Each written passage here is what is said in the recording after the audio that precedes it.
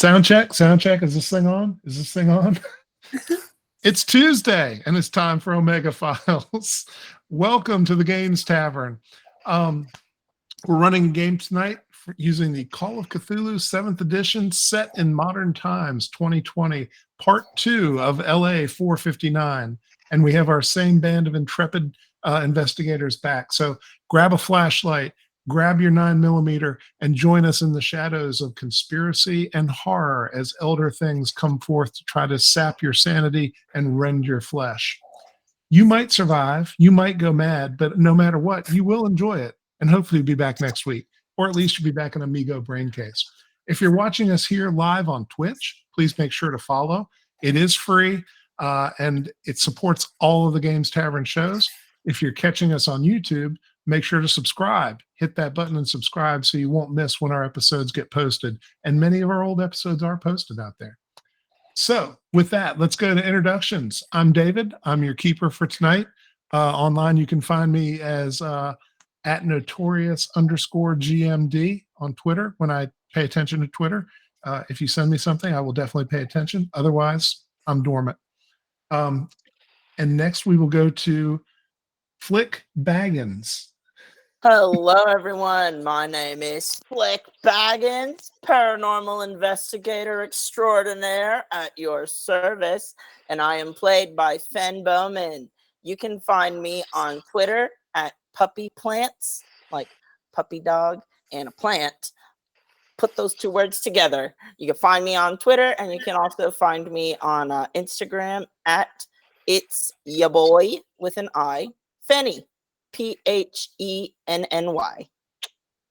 All righty. And Ella? I'm playing Brandy Fleming, and she's your friendly neighborhood barista with a mysterious past. And you can find me on Ella_Ren1 on Instagram. All righty. And Davison? What's up, my dudes? I'm playing Darren, the Daring Rodrigo. I'm a failed YouTuber, a failed blogger, and an aspiring TikToker. We're doing what we can to find that Bigfoot. If you want to follow me, you can follow me at Davison's Beard on Instagram. Very good. And lastly, James. Good evening. I am playing Jazz Holmes this evening, a certified forklift operator and mechanic and labor, a day laborer. You know, I can drive the forklift, I can fix your truck, it's all good. You can find me on Twitter at clanstonecrow.com, or sorry, at clanstonecrow. And I am trying to avoid the cat that's trying to eat my dice right now. Very good. So that is our cast for tonight. And before we get into the story and pick up where we left off, the Elder Gods do demand tribute. And that tribute comes tonight in the form of this data feed of announcements. Back to James. Please understand, we have a couple of content warnings, and they are in no particular order of importance. Abuse. And well, let me put this cat down before I read that next line. Somebody hold this cat. Yes. Abuse, animal death, self-harm, suicide, gratuitous violence, needles, kidnapping, death, blood, mental illness, tentacles, mutilations, mutations, shrubberies, Knights of Knee, insects, birds, bloods, cats, dogs, drug usage, drug paraphernalia, other assorted druggy things, chemicals, chemical usage, radiation, lizards, T-Rexes, the inner earth, firearms, blood, explosions, interrogations, clowns, clown cars, clown acts, clowns throwing plates, sarcasm, arson, threatening mechanical implements, flying monsters, and anything else that is terrible. Also, the Omega File stream will feature several points in the broadcast where you, not the clowns, but you, get to decide part of the narrative. That's right. You get to use the Prime feature to vote and chat to determine an effect somewhere in tonight's investigation. And with that, I hand it back to David. All right. So before we go to the last announcement, I do want to say voting is open right now. So please, if you're in Twitch, check your chat and go out and vote, because we have something that will become relevant to the story within the first 5 minutes of this episode. So You there's can do cool some stuff. terrible things to us. That's true. There's Well- some cool and interesting choices out there to make tonight. So we urge the audience to go out and use your vote to make life difficult and unusual for this group of people. And with that, we go to Fen. All right, everyone. You can also remember that if you have Amazon Prime, you get free Prime Gaming subscription.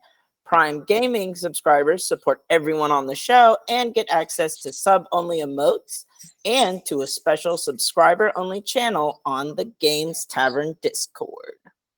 All righty. And so I hope the voting is burning up the internet right now as we will start tonight's episode. We'll start exactly where we left off last week. The group had made their way to Juarez exports, I believe it was. Juarez salvage. Import. Yeah, imports and salvage. This is a big warehouse with a large chain link fence and a work yard around it. The kind of place that Jazz probably has picked up some gigs here and there running the floor. And outside of that fence is a double wide trailer that serves as the offices for Juarez. And so the security camera was actually focused on the front door, the only door in, and also focused on the yard. And so the group has made the decision to creep around and go through the back. And they found a window back there. And that window wasn't too terribly difficult to get through because it is just a double wide trailer. And so Brandy went in first. They jimmied the window, and then they helped Brandy up, and she began going through, and she got into the middle office of this double wide. And Brandy, tell us what you saw. There was this lady, and I think she was dead, or as one of my companions puts it, super dead. And her face was melting, or something was going on there, and it was nothing quite like I'd ever seen before, and I kind of lost my stuff. So I decided to hightail it out of the trailer. Unfortunately, back through the window that someone else was trying to come in. So That was me. Brandy hauled Darren in through the window quickly to get him out of the way so she could get back out, and did not communicate very much in the way of information on her way. And once she got out, I think she was just kind of panting and trying to get some air and trying to explain what she'd seen. And it's dark, of course, inside, and even with your flashlight, you didn't see things great. So it was definitely kind of a creepy scene. And she's kind of lost it. She's not all there right now. And she fled, which is a legit reaction.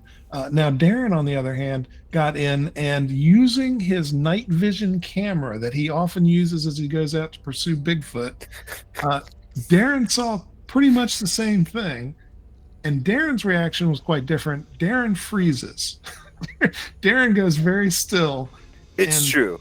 As Darren is being very still and trying to assess what this room actually contains, Darren hears a sound coming next to him, like maybe coming out of the back room into this room, and it's kind of making a sound. And as Darren looks over, he sees this large, maybe 6 or 7 foot tall, it looks like perhaps a maggot shape, making this weird sound, and it's got a face on it that looks like a human face. And as the maggot shape turns its ponderous, multi-fatty layered body, its white body, towards Darren, and he can see the face, that's where we ended. And that's where we'll pick it up. Darren, what are you going to do? Oh, I am getting every minute of this shot and seeing what the hell is going to happen next. Because I am terrified, my dudes. Okay. This is my man. Are you going to say anything? Stand and fight. Yes. I'll say. Are you going to say anything, or are you going to sit there dead quiet? Legitimately, quietly go. Bug. So I need Jazz and Flick to please make hear checks at disadvantage, because that was really quiet. Yeah, yeah. I don't think you understand how scared of bugs Darren is. He's a survivalist, but he's terrified. No, I fail. 67 with disadvantage. Okay. I would have made it without. Ben, do you know disadvantage in this game? Has that been explained? It's you roll twice and just take the worst of the rolls. You Like can you- do that. The shorthand way to do it is to roll the tens digit twice and to roll the ones digit once.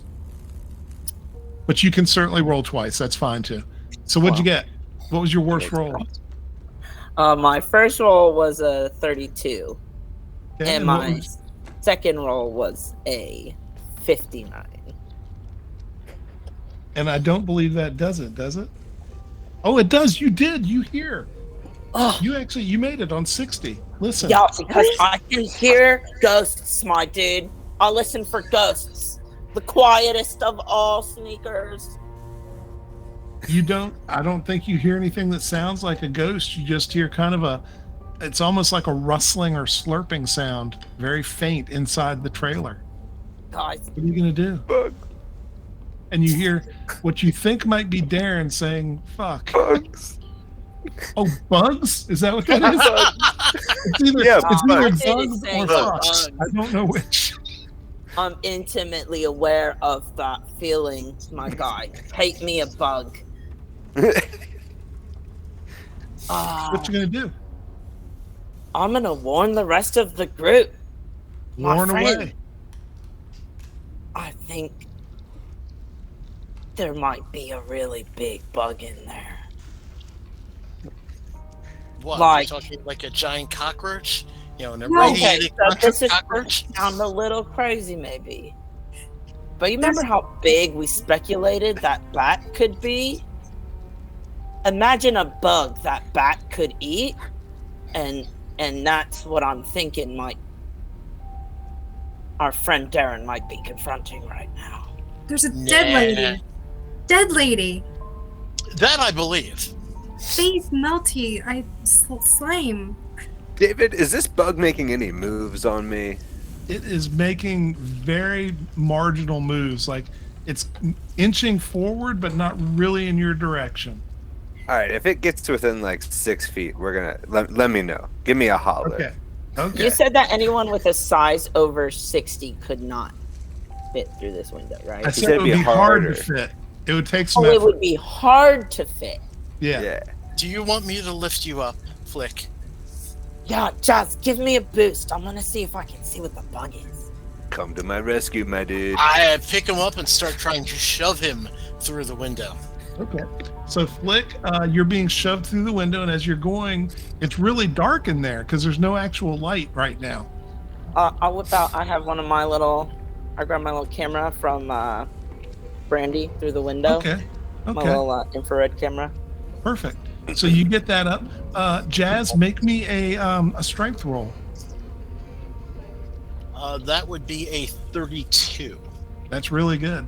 Flick, as you're being propelled through the window, you get your camera up and you see what I have described. And we're going to say you start with what appears to be the bug. That's the first thing you see because of your angle coming in. And you can see Darren just standing there with his camera on this thing, standing dead still and mumbling really quietly, bugs. I think that's a sand check, my dude. Oh, we've already, yeah, that is for you. Oh, for Flick, me, that yeah. will be a sanity check. Correct. That's fair. Ooh, 34.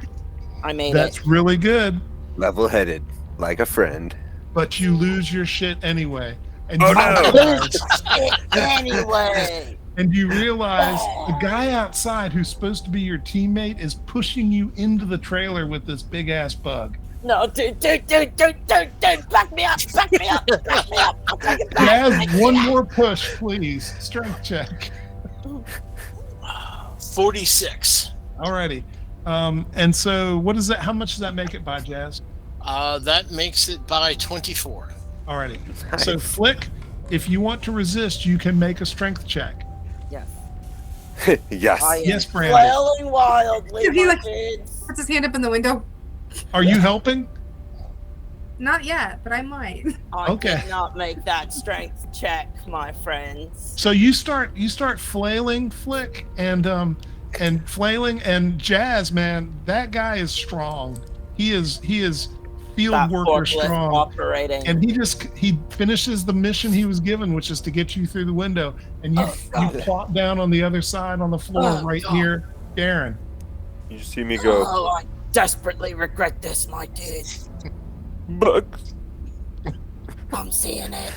And Why so- is his face like that, dude? Why is his face like that? Yeah, his face was like, Is there a table nearby that I might roll myself under?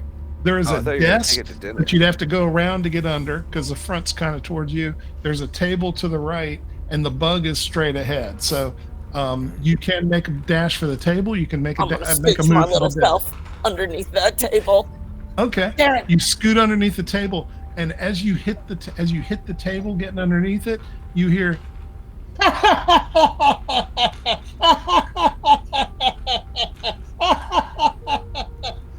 And Davison, you see on the table what looks like a Halloween decoration. Oh It god. looks like a monkey, and as she hits it, it begins making that sound. It's kind of like one of the basses on the wall that stings and flops. And Oh man. monkey's like doing this the whole time. Okay. I'm gonna. Oof. Whew. I'm gonna need a minute after that. So Darren, you are pretty sure that the thing that's moving towards you is definitely moving in your direction. It seemed to go past, and now it's moving back, like it's coming back to take a second look. Kind of like if you walked and then you stopped and walked backwards to take a second look at something. Like to get a double take. Yeah. And Flick, you're pretty sure that your position in the room has been wildly given away by the fact that for whatever reason, the table you're under is laughing really loud. yeah, that's okay. What is there? Can I is there grab like a the laughing stove? thing, or is it like a wired? Are you going to get out from under the table and look at try to see what it is? Because you didn't see it going under. Yeah, I know the sound of a Halloween decoration, my guys. Okay. I'm You- gonna go you- look at it. You get out and you start. Are you actually going to stand up to find it, or are you going to just reach up and try to get it? Just All reaching around. right. So, Darren, what were you saying? I was gonna say, is there a stove or something in the trailer? Are you going to pan around with your camera and try to find one? Yes. Okay. So you pan around. As you're beginning to pan around, you hear that sound from the bug thing. Yeah. Like it may be moving towards you. Are you Oh gonna god. keep panning Okay. around? You can look back at Yeah, it. I'm gonna keep panning. I gotta Okay. find the stove. You I got do an idea. see on a table on the far side, completely the opposite end of the room from where Flick is, another one of those tables. It's just kind of a old beat up wooden table, and you see there's a coffee pot on it as well as a hot plate that looks like you might put a pan for soup or something on. Oh, but no, like gas stove. There is no gas stove. No. Flick, Okay. That you would be grab it. so dangerous, Darren. Flick, you find it on top of the table and grab it. It's furry, whatever it is. Does it have a wire on it? No. But I as you would like grab to it, throw it the begins furry laughing thing again. in the direction of the squishy thing.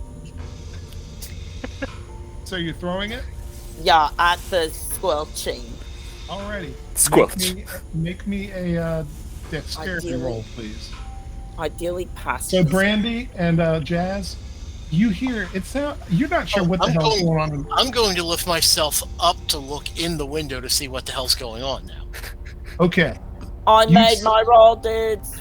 All right. You fling it over at the thing, and you hear it sounds like you hit like a pile of newspapers or something when it hits the creature, and then it kind of rolls off the creature out of view. Still laughing, by the way. Brandy, this is worse than you would have ever thought. Whatever's going on in there, there's some maniacal laughter coming out of the room too. I don't know what's causing that. I don't know what's so funny, guys, but am I able to gather myself at all yet? Like, kind of compose myself? Yeah, you can begin composing yourself, although you still really probably don't want to go in there in the current state of things as they are. So if it's a parasitic infestation, which might have caused what happened to the lady, maybe like salt or something. Like, do you have like salt in your bag for investigations? Because I'm thinking like small, not. I didn't see the Yeah. parasite. You I'd probably have probably some carry a small little amounts of something container like of that. salt. Yeah, so maybe throwing salt on it or something will help. Like, Well, unfortunately, Flick and Darren left are my in the tag in there. trailer and aren't really in a room to talk. And Jazz is looking over the thing. Jazz, make me a sanity roll, please. Sure thing. Welcome to the party. It's That full would of be slugs. an 89. My Crushing dice it. do not like me on sanity checks. That's fair. So, Jazz, you peek up and you see A not monkey go much. flying You, by, just- laughing maniacally. you hear the laughter maniacally. You can hear Flick and Darren like intermittently saying things back and forth, but not really conversing because they're both kind of losing their shit. And trying to be There's quiet. no light in. Wait, did you get your light on, Flick, or is this? Oh no, it's just your camera. No, yeah, I have. There's still no light in there. Yeah. It's no. just a pit of blackness with a whole bunch of like panting, grunting, a little bit of minor screaming, David, and laughter. Mushy sounds. let me solve that light problem for you momentarily. I Okay. pull out my not my pick, the Zippo lighter, Okay. and I hold it up in the window as I am. Okay. So make me another roll. This is going to be a spot roll for you, Jazz. 36 out of 25. Yeah, so that's normally not really good, but this is also not difficult to see. It's basically just an assessment of what you can see in the light beyond you. You see Darren standing there just rigid with his camera up in his face, trained on... Are you still looking at the hot plate, Darren? Now I'm probably looking back at Mr. Squelchy. Okay. And you see Like, this creature in the shadows at the back end of the trailer. The opposite end of you would have been the place where Yep. you would have come in. And it's hard to tell what it is. It looks really puffy and white, and it moves kind of irregularly. And it's got a human face on it. And there's maniacal laughter coming from its direction. And then you've got Flick Baggins is on the floor under a table, I assume hiding at this point. Oh, and there's a woman in a chair right near Rodrigo that he's not paying attention to, who looks like maybe part of her face has been peeled off or something. She looks like she was attacked by the blob. Let's be real. What you gonna do, Jazz? We need to burn this trailer now. That's why I was looking for gas. Brandy, as I kind of lower myself and hold, yes, Jazz. we need to find something to set this trailer on fire with. I would agree, but we still need to find out information, right? Like, The trailer needs to be set on fire. Everything in there must burn. well, our friends are still in there, right? So They can get out. Everything. not quite everything. They can get out. I'm not so convinced. Flick and Darren, please make me sanity checks. Yes, sir. And you're at advantage right now because basically this is to just assess whether you're able to get your shit together. I got a 48. I have no idea what my sanity is at. Okay, I do know what it is. I think I failed. You did fail. Yeah. At Go advantage, team. right? Yes, at advantage. Oh, it doesn't matter, I guess. 56. Alrighty. Both of you are still pretty shaken up. This is just a Yeah. weird scene. It's dark. There's weird noises. For a moment, there was light coming from the window. When you look back over there, there's nothing there and the light's gone. This creature seems to be moving within a very small space right near the front door, like blocking your ability to get away. And the head periodically is turning like it's looking for you, but maybe it can't see you without light. And so outside, Brandy and Jazz What is going on? are discussing arson. I believe just one of us is discussing arson. Hit my I am going to Cost be looking around any of the for. creature's attention. Ooh, there any forklifts around here? We talked about that last time. They would probably be in the warehouse itself because, as you know, forklift is an expensive piece of equipment. Yes. They wouldn't just leave it out. So you'd have to find a way through the fence to get to it, or over the fence. Gotcha. Is there anything combustible within the fenced-in area that contains the double wide? Darren, do you have any gasoline in your car? Make my me car? Make Yes. me a luck roll. Spare Jazz. gasoline canister. Always. I always have 2.5 gallons. So, Flick, you were telling me you were trying to get its attention. Is that correct? 31 on the luck. When I threw Okay. my excellent throw. Yeah. You've gotten its attention for a moment, and then it kind of went back to what it was doing.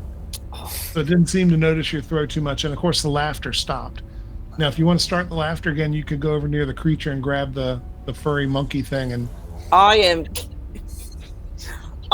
am going to stand up from under the table and say, "Hey, you buggy bastard!" and see if I can get its attention. okay, alrighty.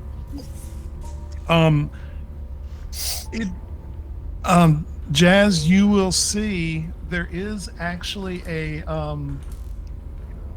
propane tank behind this thing, and when you check it, you'll find it's got some in it, but not very much. Like, it was close enough to empty that they were getting ready to take it for a refill. So there's just a tad in there. That's enough to get started. Fair. Flick, so you do that, and you notice that it doesn't seem to pay any attention to you. Maybe it can't see you. Oh, There's a light switch on the wall if you want to hit the light switch. no, if that didn't get its attention, it can't hear us either. Darren, Is you there- can just come on over here, my guy. It can't hear Is you. there a supply closet nearby? Not in this room. Okay. I want to go find one. I will start. You will have to go near the creature to get out of the room. I will go around it very quietly. Okay. So as you Good thing go we both have lightless camera sources. I as know, you go right? around it, it seems to lurch towards you. Can I like dodge? You can make a dodge roll. Yeah. I got a 21. That's a All right. good yeah. You managed to dodge it. Flick, you see it pretty clear. It made a lunge for Rodrigo for Darren. Whoa. Are there any tabletop lamps in Sure. the vicinity? Absolutely. Yeah, there's a couple banker's lamps. Yeah. I would like to turn one on and then very quickly dart away from the light. Alrighty, you do that. You turn it on. Darren, as you are dodging out of the way, the light comes on, and your first thought is, "Oh shoot! I'm right on top of it. Now it can see me." Yeah, panic and run for that closet. Straight panic, my dude. You basically run. This is basically they've cut this double wide into 3 offices: middle, back, and front. And so you're running towards the front, which would probably be where most people would come in if they were coming to visit. Yeah, totally. So we'll take care of that in a second. But you do manage to run. It sounds like the creature might be giving chase because you hear it rustling and making that weird sound. So are you gonna look back as you run, or are you just gonna run? I don't have time for this. Okay, Just run. fair enough. Okay, Panic doesn't look back. Jazz, you've got your bit of propane. I am going to. Can I find any pallets or broken down pallets? Another luck roll. rope. Yeah, another All right. luck roll. Since we're outside the work yard, it's not as easy, but That's going to be a no. That's an 82. okay. Yeah, you don't really find any pallets. You could trot over to one of the other. There's a couple of these types of businesses around here that are all kind of industrial park type businesses. I don't think we have that much time. I'm going to, being, from down home in Mississippi, I'm going to yell into the window, get out. I'm going to set this on fire. And does the propane tank have a tubing attached to it? No, it does not. All right. Can It's I? got the Okay. I'm going valve. to scrounge around to see if I can find a garden hose or something like that. Sure, make another luck roll. Brandy, did you want to do something? You were Yeah, waving. I'm gonna try to sort of pacify what he's doing a little bit. So maybe when he turns away, if he's turned the gas on, I'm gonna turn it off because our people are still in there, and I'd like to see them come out safely. And so, Thank you, Brandy. And so I'm not trying to totally destroy what he's doing, but I'm just trying to slow him down and give them some That's more fair. time. Okay. So I'm going to presume that Jazz has the 22 tank in on one the- hand and is looking with his other hand, because that's how Yes. I'd do it if I were in that Yes. position.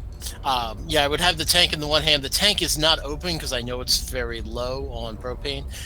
22 on the luck roll. So you do find some hose. And so, Brandy, I assume maybe in order to try to slow him down, you might be over there helping him Yep, and exactly. being in the way. Let me attach that for you. Oh, Yes. Yeah, you do that while I go and grab the duct tape. Perfect. Yes. So, Flick, you clip the light and duck back out into the relative shadow away from it. As you do that, you see Darren.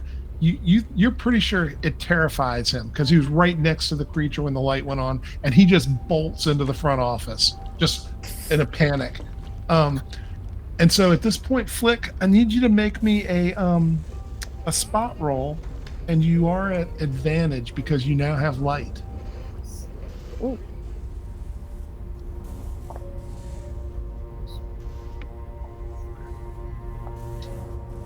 13 with advantage. Really nice. That's a really great spot. Okay, so you see a couple things simultaneously that kind of connect it all together for you. The first thing you notice is a big cardboard box in the direction that Darren ran, kind of sitting against the wall. It's a Home Depot box. It's a Halloween decoration, and the Halloween decoration is labeled Inflatable Mr. Maggot Man. And so as you turn and look at this creature, you find that it is just an inflatable with a really quiet motor, apparently. And it's got like literally a Halloween mask strapped to the front of it so that it looks like some sort of weird eldritch horror. But that's why it's not chasing. It's just kind of sitting there and kind of moving back and forth as the vagaries of inflation. Oh, yeah. False alarm, everyone. I think we're okay, my friends. Well, I feel right silly. All right. Well, then I'm going to Thank God it's good. take my time applying duct tape to the hose I'm attaching to this propane tank. Well, thank Very goodness. good. I thought we were gonna die. I That's thought this next was scene. about to go much. Oh. Do I feel good enough to be able to go back in now? Yes, you do. And you're not going to burn us up, right? Like, No, I'm not still- going to burn you up. I So can in show you fairness, the Brandy, box you're if still it a would little make you skittish. comfortable, Brandy. But you got yourself under control. I So, will give Brandy a boost up and into the trailer through the window. Already, no problem. And are you going to follow Jazz? No. Okay. I'm bigger than Flick. I am not going to make it through that window. I am getting out. I through will the help front door with Darren the out. camera on it? No, through the window. I will help Okay. Darren out through the window. Okay. Darren can't get out of here fast enough. It is one true, even thing- though he's inflatable. So this maggot creature has been the source of a lot of attention while y'all have been in here. And I will point out, Brandy, as soon as you come in, you see the maggot creature for what it is, but you are pretty sure the woman sitting at the desk is in fact actually real. And Oh, right. appears, Super Okay. murdered lady. and appears to be covered with some sort of like almost honey-like viscous fluid, and part of her skin is peeled. And so Flick and Darren, as y'all are kind of doing your mental and verbal high fives that you figured it out, both of you do kind of realize, as you know, you're like this, and then you turn and you look at the woman and you realize, oh, Oh no, I wait. didn't notice her. I've been trying to tell you guys. What happened? Dead woman. This is why Jack is outside the trailer. Oh no. I'll So- pull Still out not going to light the a trailer. mask. Like, I probably have one of those little masks, like the scientists will wear, Okay. you know, like, Brandy, And, can I Mhm. wear gloves? do I- know you've got some. gloves. I need yeah, she's gloves. always got gloves. I She's was been getting- You've got distributing- gloves. I know you do, Brandy. Here you go. Yep. I put So, on my gloves. Darren, are you getting out of the trailer? Oh yeah. Okay. So Darren still continues out. Grab my butt. I pull your ass out. He probably needs a Nice. hug, Gas. I will give him a hug. I'm a big bugs. I'm gonna Big think twice bug. about it, but I'll give him a big hug. Big bugs. Flick and Brandy. So you've got this body in front of you. You've got gloves on. I assume you can put on like an N95 mask. Yeah. What you gonna do? What do I know anything anything that might cause this? Like any kind of chemicals or biological thing? You probably have to get a little closer and take a look at it before you can have any idea what's even going on. Okay, I'll get my sample tube out, new clean sample tube and a collector thing, and swab and get a little bit closer. Okay. You can see I would anything. like to get some good photos of it. It appears that she has been covered. So first off, she's definitely real. You can tell just looking at her, she's a real person. She is not moving. She appears to have been covered and encapsulated with something that is sticky and hard. Again, almost like honey, but it becomes harder faster. And as you're kind of prodding and pushing and looking, you can see there are many places where part of her has begun to like dissolve away, like she's being prepared. Spider cocoon? Kinda, yeah. Oh, Absolutely. I hate that Absolutely. phrasing. And you can see she's terrified. She died knowing what was going on. She's like, I would like to access their computers if there's any. you may do that. You will have to pull. She did have a computer in front of her, so you'll have to pull one of her cocoon sticky hard hands off of the computer. I will delicately and respectfully do so with my gloved hands. Okay. Alrighty. Make me a luck roll, Flick. Let's see how many keys stay attached. I rolled a 75. Alrighty. That's So great. Flick, you begin pulling the hand off. You get it disconnected without any issue and begin pulling it off. And as you do, she seems to come alive in your grip and begins to turn around and pivot as if to grab you. What are you going to do? I would like to take a step back from this fairy honeyed honey. Alrighty. She leans forward in the chair as if she's coming for you, and then topples forward onto the floor onto her face and is not actually moving. It was just the physics of how she was positioned in the chair. Oh, Oof. I'm sorry, ma'am. I didn't mean to undelicately move you in such a fashion. I'm gonna look at your computer now, though, and I just like gently step over her. Fair enough. So, Brandy, you can go ahead and take samples or do whatever you want, but you will find it's some sort of insect-like cocooning. So after I get a sample real quickly, I'm going to start scanning the room around because something had to have created this, and I'm afraid it still might be in here. And see if there's any other documents or anything laying around as I'm kind of. Alrighty. So I want you to go ahead and make a library use roll for documents. As Flick, you make a computer use roll, and you are both at advantage. First roll was a 41, and the next one was a 94. So 41 at advantage, and library use is a 50. Very good. So yes, you do find a document that's important. What? 25 is less than half. Very good. So basically, Brandy, you find a paper copy of a bill of lading that indicates that it's what you're looking for, right? It was the generic stone. It was being shipped from by an unknown party back to Guatemala, and that happened a day ago. That happened yesterday. The destination is a place called Phoenix Shipping in Guatemala City.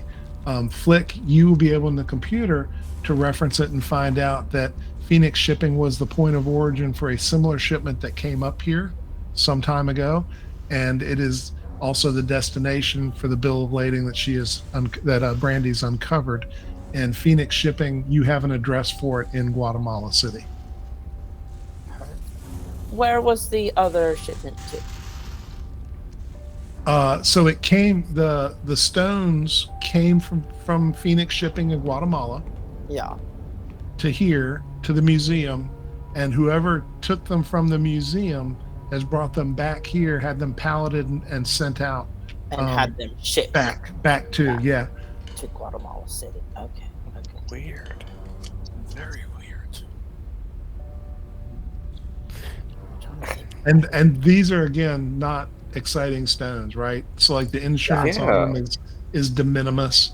Their value.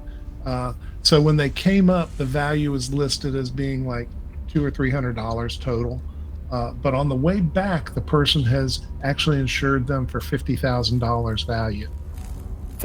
I was just about to say, These are valuable to There's a note in the computer about that, and like doesn't make any sense, but they paid the premium. We'll have to be sure that this is not some sort of insurance scam, et cetera, et cetera. All right. Well, I guess that's I'll so just odd. write down that little address. Can I search their like customer database by any chance? Sure. Can I look up Sven Larson, the art dealer? See if he's Oh yes. Yeah, they're not in there. interesting shipments. Yeah, they're not in there. That person does not do business with them. That was clever, though. Worth a lot. Yeah. Any other shipments from this Phoenix? Oh, they get shipments from them pretty regularly. I mean, so Phoenix is a big shipping warehouse out of Guatemala City. So if you're running any kind of wood, stone, local crafts, they'll bring in like a whole pallet full of pottery that's been done by local artisans, and it's all pretty cheap. So they make a good, people make a good profit bringing it in that way. Can I glance around the other offices and see if there's anything else? In the back office, as you go in there, there's a skeleton standing there in the middle of the office. Don't fall for it, dude. Probably. don't fall for it, dude. Another Halloween thing. Apparently, they got a shipment of Halloween stuff in, and the pallet was damaged, so they've just taken the stuff that's still good and they've been I playing with love it. the energy, Juarez. We love Halloween. Shame they're dead. Okay. Should we? I'm gonna set the lady back where she was So you're gonna touch her and pick her up and put her back? delicately. Okay. Just don't get too gooey, my brew. Yeah, you do get a little bit of that goo on your wrist. Wow. I'm gonna go wash it off really quick before Okay. it starts hardening, just to be safe. Don't want that turning into chitin. Yeah. That'd be wild. It would be. Chitinous monstrosity. Should we go check out the warehouse? I'm a rock. Is there controls for the security cameras while I'm in here? Oh yeah. In the back room, there's a little security closet where they've got the racks and they've got the security set up, so you can easily just turn it off. Hell, Yeah, you I'm can just gonna probably pull the hard drives out if you want to. Yeah, why don't we erase I'm having gonna turn off. I'm gonna take the hard drives. Just take Okay. them to be safe. Well, plus we can look at them later to see if they captured anything else. Yeah, I mean, see if then anything weird happened. And These also, poor people. they won't have to hear me screaming about the bug guy. These That's poor people me. are gonna show up for work tomorrow and be like, "Where's Janet? Where's our hard drives? What is going on?" At least they left the decorations. So Flick, Hopefully, we will help to solve this mysterious super murder. I don't want to alarm you, but whatever did this to her may still be in here. I'm just saying.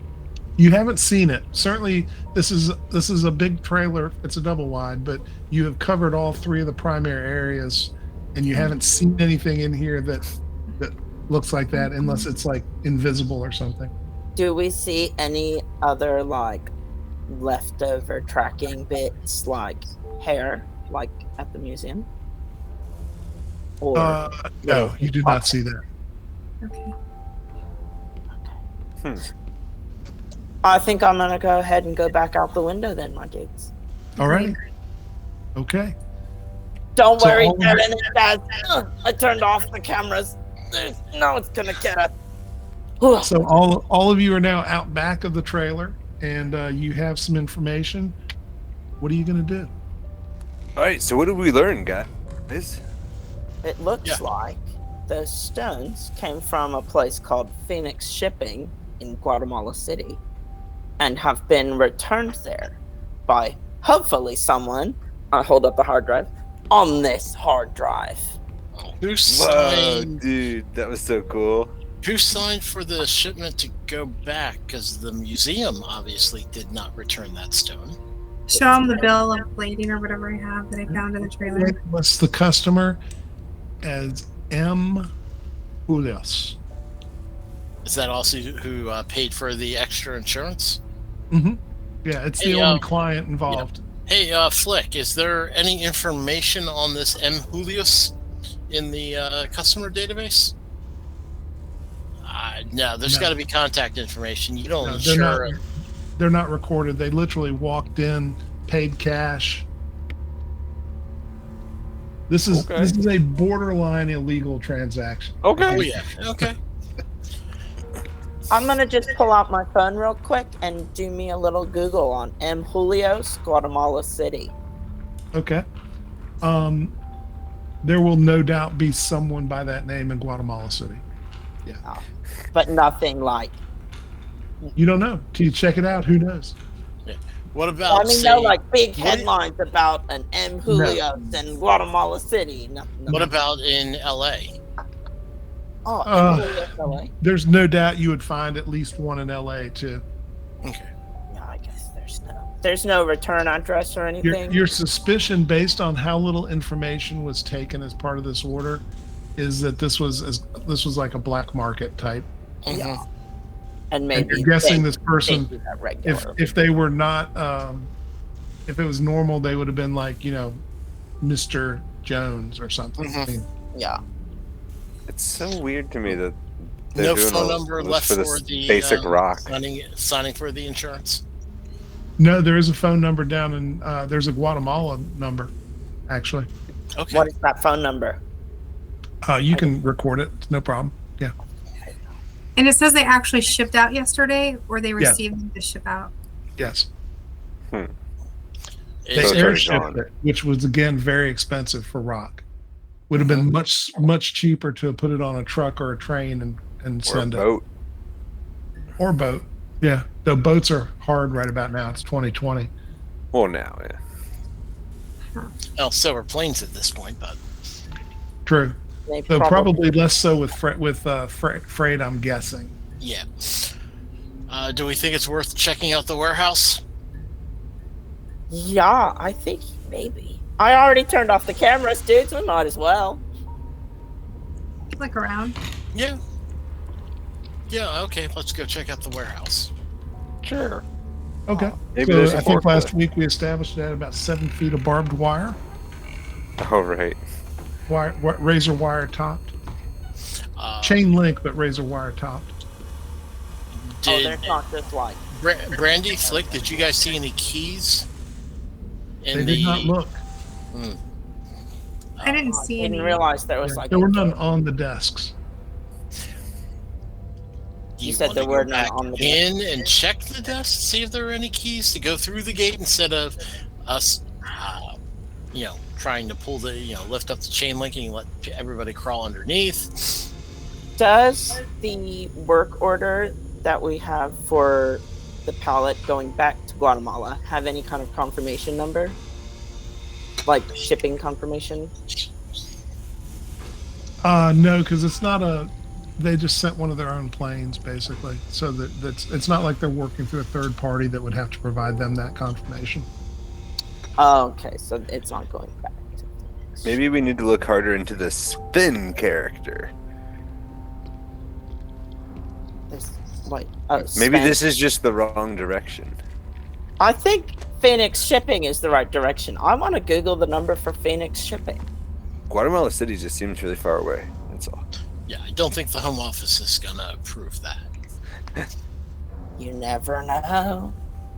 You miss People have been 100% of the farther. shots you don't take. People have been farther for less. Recently had a group go to Australia. Yeah, I have a feeling I should call this Phoenix Shipping place. So I would like to give them a Okay. little call. So you get a recorded voice message that says in Spanish. Do you speak Spanish? No, not hardly. So it says a bunch of Spanish that is just like, "Well, from you, to you. You can't really make anything out of it. I'll just hang up the phone. Don't want to embarrass myself. That's fair, because it's nighttime there too. Yeah. Did we hear that it was in Spanish? Because I speak Spanish. Oh, Derek, You you say speak that. Spanish, my Yeah. dude? Yeah, did? I thought we had established that early on that Darren. We spoke did. Spanish. You think Rodrigo's like not my real name? Yes. No. I assume everything you tell me is kind You'd of be wrong, my dude. a bit of a lie Yeah, no. in like a very benign way. But All right, so I'll give these people a call. What does it say? It basically comes on and says, "Thank you for calling Phoenix Shipping, your one-stop shop for all your Guatemala City to and from shipping needs. We are normal business hours are 7:30 in the morning to 4:30 in the afternoon, Monday through Friday." What day of the week Please. is it?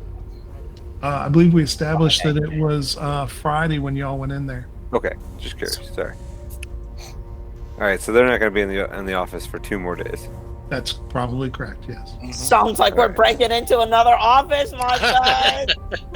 Now I want to go back to the keys because Jazz had asked about the keys, and so nobody looked in the desks. All you did was look on top of the desk for papers and computers. So And I was asking whether or not either of them would go back in. Do you want us to get the keys, Chaz? We could go in. Well, the keys to the warehouse would be much easier than, breaking through the chain link fence or getting injured climbing the chain link fence with the razor No. wire. True. I'll go back Agreed. with Flick. We can do it. I'll give Brandy a little boost through the door. Or the I'll go window. first. Didn't you say you took out the security cameras? Can't you just go through the front?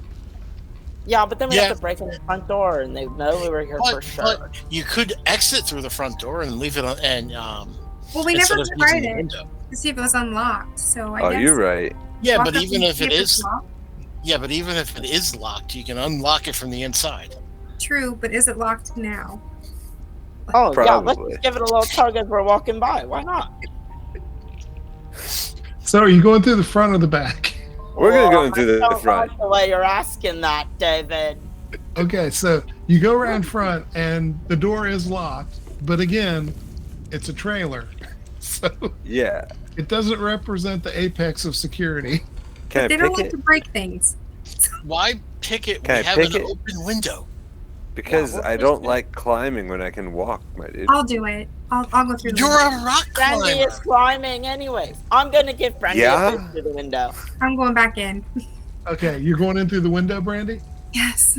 Yeah, Okay. Darren I and could I are walk- having an argument about climbing in the front of the. If I could walk up a mountain, I would, my dude, but I can't, so I have to climb it. Alrighty, Brandy, so you're back in. Not how this works.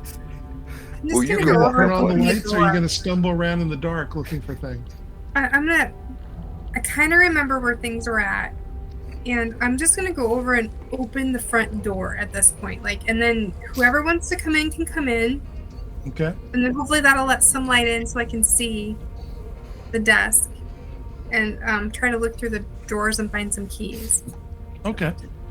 There are no keys in the drawers. Is anyone else going in through the front door now that she's opened it? Yeah, once she opens it, I'll just walk in and turn the lights on. Okay.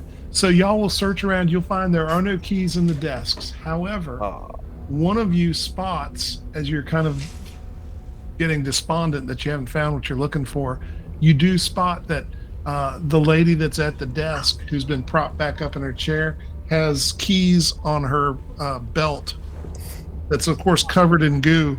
And we're gonna get us those keys. I got it, guys. Yeah, I'm backing I up. believe in I'm you, Darren. back I'm gonna in. go grab those keys okay, how are you going to do that? with my gloved hand. Okay. So you've got to find a way to chip through the hardened goo. Do you have your Oh. rock climbing stuff? Would you? Not on I'll- me. I'm going to pull out my hunting knife. Okay. There we go. That nice, 9-inch Bowie. Yeah. And I will start. Sorry, Brandy. May I have a pair of gloves, please? Of course. Smart. Never too many clubs in there. And then I'm going to start, chipping, sawing away. Won't be any problem. You'll make short work of it. Brandy, do you need any samples of this? Absolutely, I'll take some samples. What does it taste like? Don't eat it, I will. Darren. I will hand a small chunk to Darren Rodrigo. I'm knock it out of his hand before he can do anything. I was just asking. I wasn't gonna eat it myself. What am I, an wasn't gonna idiot? do it. And I will I pull the didn't keys say out. that, Darren. But anyway, you have keys to the yard and to the warehouse. I will wash them off thoroughly. Okay, Uh, you can do I that. don't randomly lick things, by the way. I just don't do that. mhm. Oh, okay. That's All good right, to know. let's close. Let's turn off the lights, close up the trailer, and head on over. Alrighty. So, in the interest of getting finished tonight, I'm going to tell you that there's nothing in the yard or warehouse that will help you with your investigation, and you Oh, can bummer.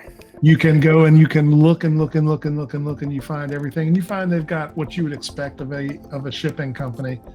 They do have a forklift, James, probably 2 of them. Steal And it. there's just, the racks are full of stuff. Some of it's probably been sitting there a while. Some of it's just come in. But you find, and you have all night basically to look and talk about it and think about it. And there's really nothing here that helps. Worthwhile. Okay. Okay.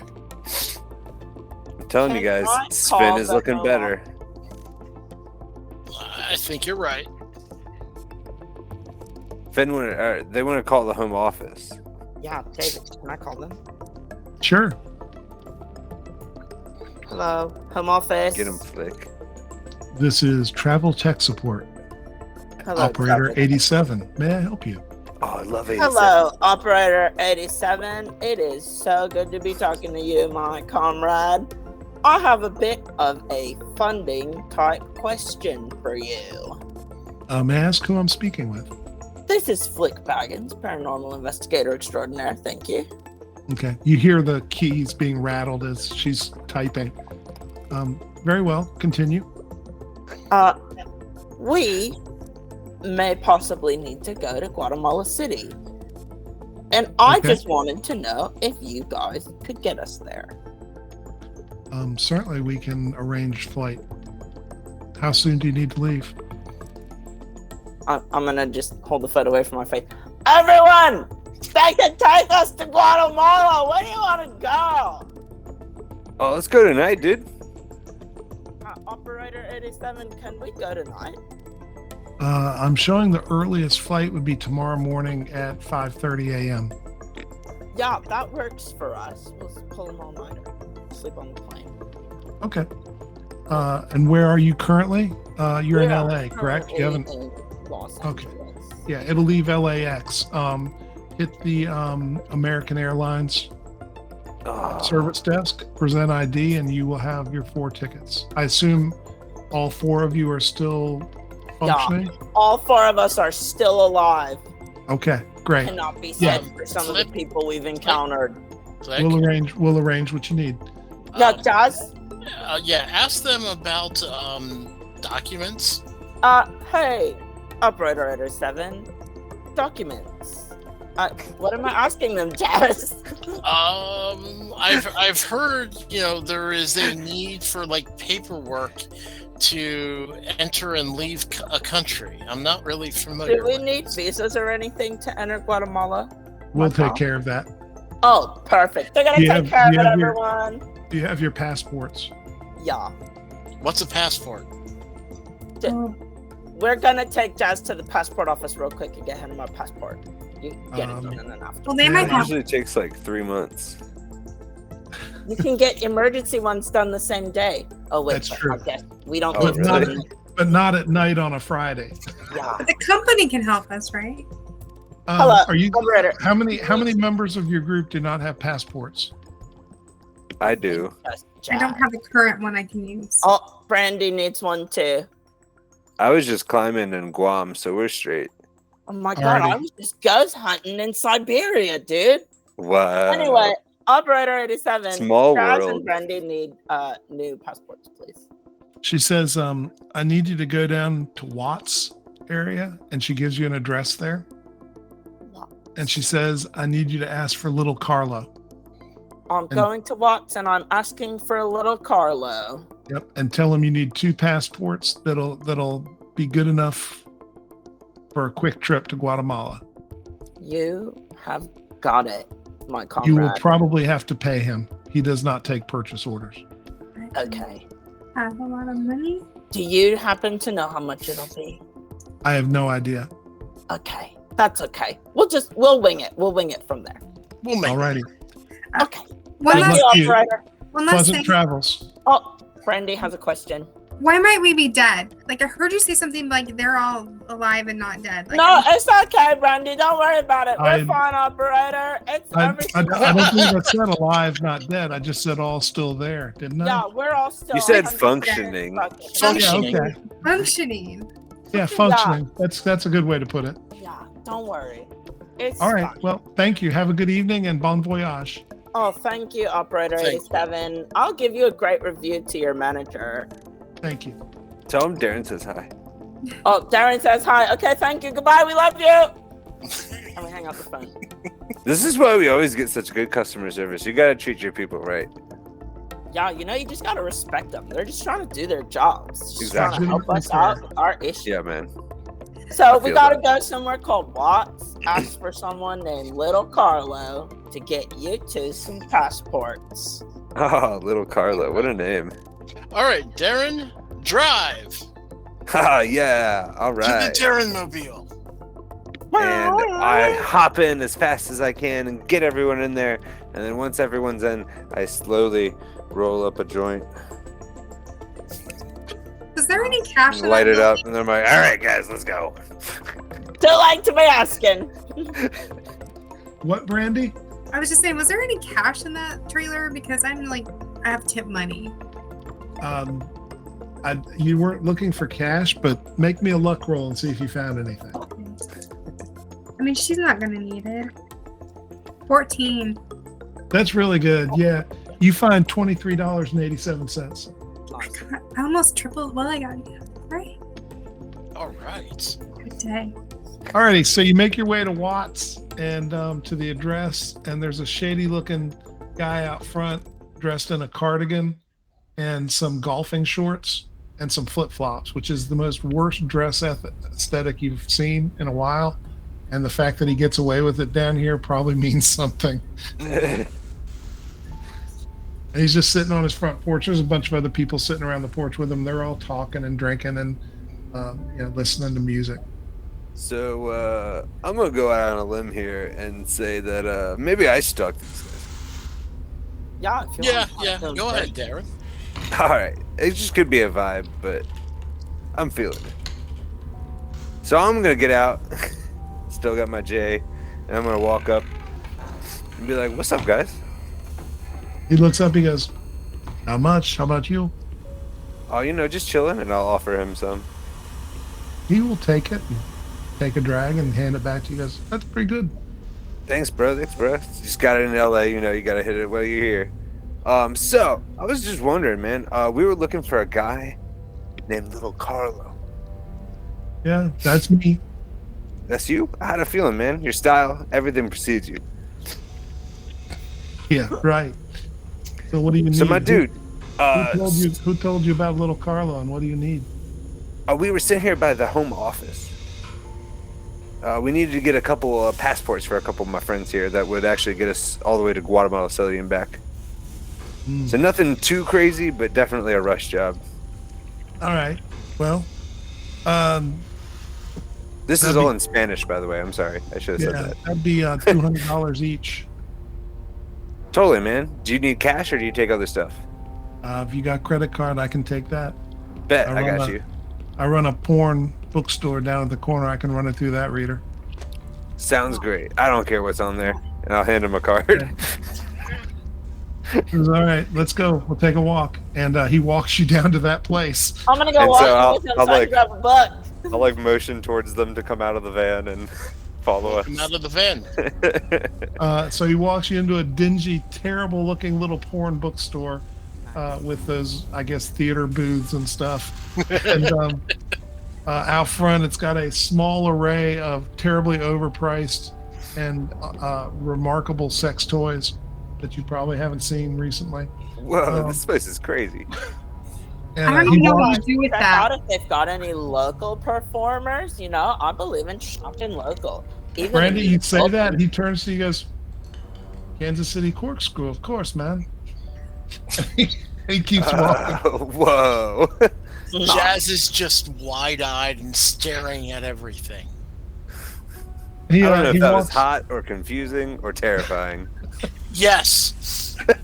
yeah, he walks you into the back and will basically have one of his assistants take your pictures, and they slap together a pretty quick passport Looks with a half fake decent. name, because they've got like other passports that they've cannibalized to create this. Yeah, He goes, here you go. This will get you out of the country.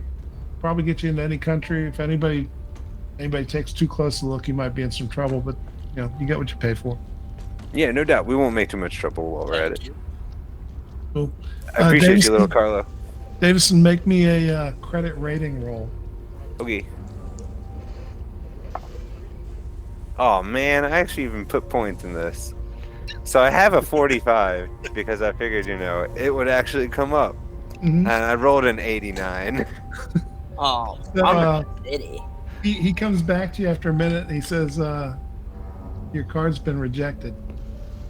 Oh, you fucking... All right, hold on. Let me talk to them, man. It's not You even want for me, me you want anyway. me to try? Okay, you gonna call them? No, I'm just going to turn around and be like, hey, does anyone have a credit card? This guy can run it. I just, Why? How much? mine didn't work. how Yeah, we much could do you try want? mine. Who knows? It's if like they'll- $400. I pull out my wallet and start pulling out 20s. Oh, no, that's the man right there. Little Carlos. I and, like you'll- where this and- guy runs. and Darren, you may notice if you're watching, there are no credit cards. Oh, In the fancy wallet. man. No. Old school. Boomer. I'm old school. I barely believe in banks. They Actually, exist. very, No, actually that's more because you're blue-collar older than the blue credit collar. system, my dude. Some of us were born in the 90s. I was not. Anyway, he takes your money and hands you back 20. Says, discount for cash. Thank you. And he says, I think I'm gonna go watch a movie. Y'all have a great day doing whatever you're doing. Don't tell anybody about me. No problem, man. If I ever roll through Thanks LA very again, much, I'm gonna my come friend. chill with you, bro. Just bring some more of that if you come. Oh, it's gonna be fire. I go walking out the door, holding an You got empty straight brown gas. paper bag. Yes.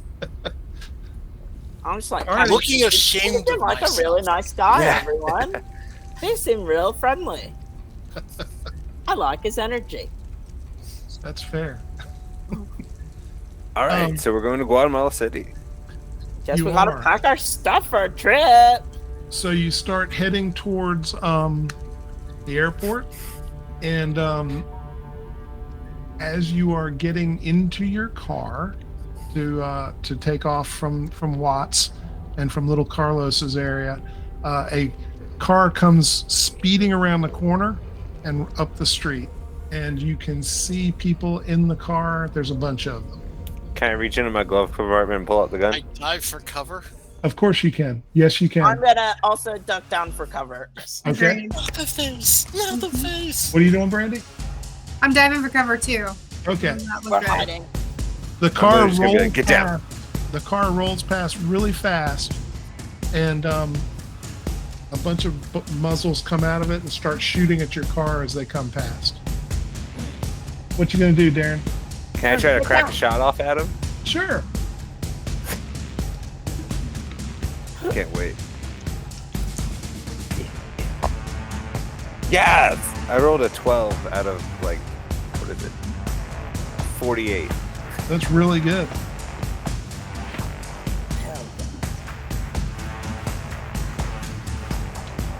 All right. So roll me a d10, Yeah. 6. and you definitely hit one of the guys. You hit the back passenger seat guy. Okay. Are Um, there silenced, out of curiosity? Oh no, no, no. Okay. No, curious. these are they are not expensive, not well taken care of, street issue type stuff. Or- So you hit one of them. I need to know who is trying to look and who is just ducking and trying to stay undercover as hard as they can. If you're looking, raise your hand. I know Rodrigo was. Okay, Jazz, anybody else? Okay. So Rodrigo, a stray bullet flies past your head and hits a tree behind you, and the bark kind of ricochets back, but you don't get hit. That was a close one. You were shooting, Darren, so you don't see much. Jazz, though, because you were looking, you will see the car is full of Hispanic people, men. 1 woman and 3 men. Who was driving? The woman. And so the thing that's odd is they look not like American Hispanic. They look truly Hispanic. If you know, so if you ever looked at someone from like Central Europe, like from the Balkans or somewhere like that, they just have a different look than people who've lived in America. They're much more cut. And so it's that different kind of cultural look of somebody who's actually from South America and just happens to be in America right now. Are there plates on the car? Yes, there are. Could I potentially have caught the license plate? Sure. Yeah, no problem. Can I try to crack one more shot at a tire on its way out? Sure. Fire away. Here's hoping. James, they have New Jersey plates on them. I got a 27. That's really good. You pop it and hit the tire, and the car begins to swerve. And I expect them to get away. it actually swerves into another car and bursts into flames. Oh, shit. I am going to go running towards the car. Okay. Ideally, pull out the driver first if the driver is in any condition to be pulled out. I was going to stay away, but once I see Jazz going in, I'm going to cover him. Her arm is. We're gonna go help. I guess I'll go in. Okay, her right arm is broken, Jazz, and kind of cocked off at a wrong angle. But beyond that, she looks okay, and you can pull her out. I will pull her out. So I need Flick and Darren to make me dexterity rolls.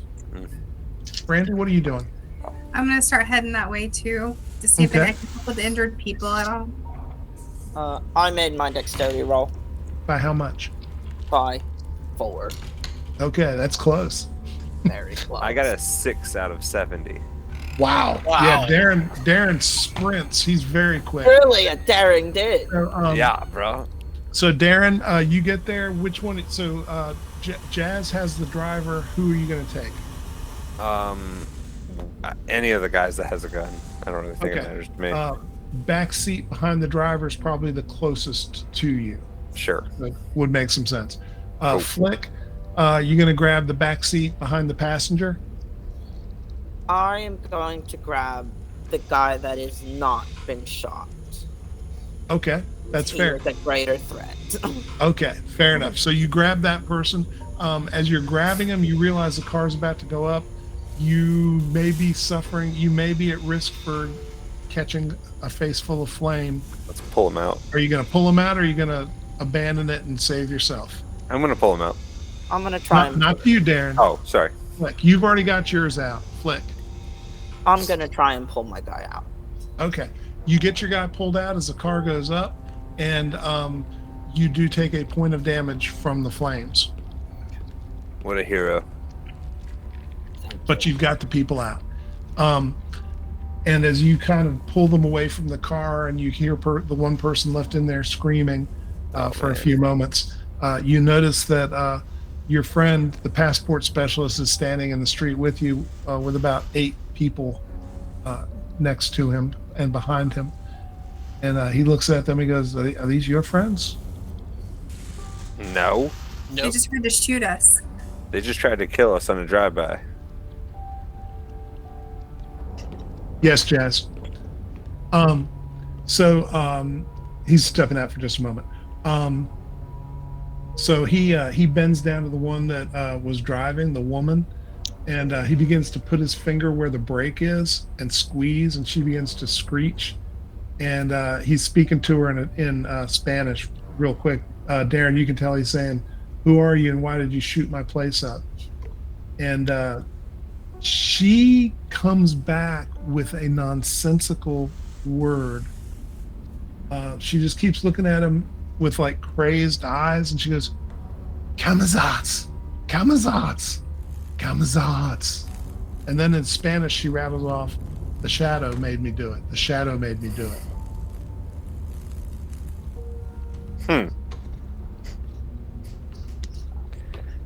The shadow. Do these people camels? Camatons? Camazats. I don't know what that is. It's a nonsense, apparently. Jazz, they said that the shadow made them do it. Dude, that appeared to Well, have this is any LA, kind and the of- shadow does originate out of LA. Oh. You have Do they seen, appear the, to you have have any seen the kind TV of, show based on that story, symbology right? on them? No. Sorry, repeat that, Finn. Do they appear to have any kind of like symbology on them? No, I don't know, they symbols they or appear just to be people who literally look like they stepped off a plane from another country, and just started doing whatever they were doing here. Wow. Like they're not even wearing what you would consider to be like American style clothes. Wow. Who are the shadow? Did they say who the shadow are? Do any of them have IDs? I can't pronounce it. It's like Kamazaz. Kamazaz. Camazats. Kamazats. Do we have the dagger, or do we have pictures of the dagger? You have pictures of the dagger, I believe. Yeah, we've got If pictures of we them. show the pictures to any of these, do they recognize the pictures or the symbols? No, they all look kind of crazed. Okay. Flick, the one that you're kind of taking care of, the one you pulled out of the car. So they're questioning the woman and talking amongst themselves, and you got the person you pulled out of the car, and you can see they're doing this, like, and they appear to be having trouble, like maybe they're choking. Right? I pull open their mouth and look inside. Okay. You pull open their mouth, and blood spurts out of their mouth. I mean, not a ton. It's not like Yeah. gallons. It's just a spurt of blood, and strikes you across the face and shoulders. And you see they have chewed their own tongue off. I Sanity turn roll. them on the side. Sanity roll, Flick. Oh, 89. Alrighty. That is kind of freaky. Yeah, it's pretty You're telling me. It's pretty freaky. That's commitment right there. Did the driver? I would like to turn that guy on his side and hopefully jostle the tongue bits out so it doesn't, Okay. choke nothing. Alrighty. Did the driver say they came up together? Driver didn't say anything much. They said the name Camazats 3 times, and then said the shadow made her do it. And then started eating their own tongues. And another one started eating his own tongue. So can I put something in her mouth to prevent her from like biting down on her tongue right now? Sure. I'll try to like put something in there, like a stick or something. Little Carlo, Oh. ever hear of the Camazats? He doesn't. I says, I don't know what Camazats is. Maybe it's some warlord down south. I don't know. I mean, He if says, we're worried about them they- chewing their tongues He, off, he all looks. guys He are looks right at there. these. Yeah, he looks at the 3 and he says, the one that's chewed his own tongue off, which he finds very disturbing, by the way. He says, this looks like some gang out of somewhere in South America. He says, if you look at this one, the one that chewed his tongue off, he's got the markings that would indicate maybe he's a leader, like the tattoos and dressed a little better. And look at his weapon. His weapon's nice. The rest of them, they're using shit. So, I mean, I thought they were coming for me. I've never seen them before, but it looks like some sort of gang hit, maybe. Do any of them have wallets? No, nothing. No identification. I would like whatsoever. to use Is my there phone anything in the glove to take box? pictures of of the these car? tattoos. You can take pictures of the tattoos. Good call. Jazz, you look through the glove box and you find I'm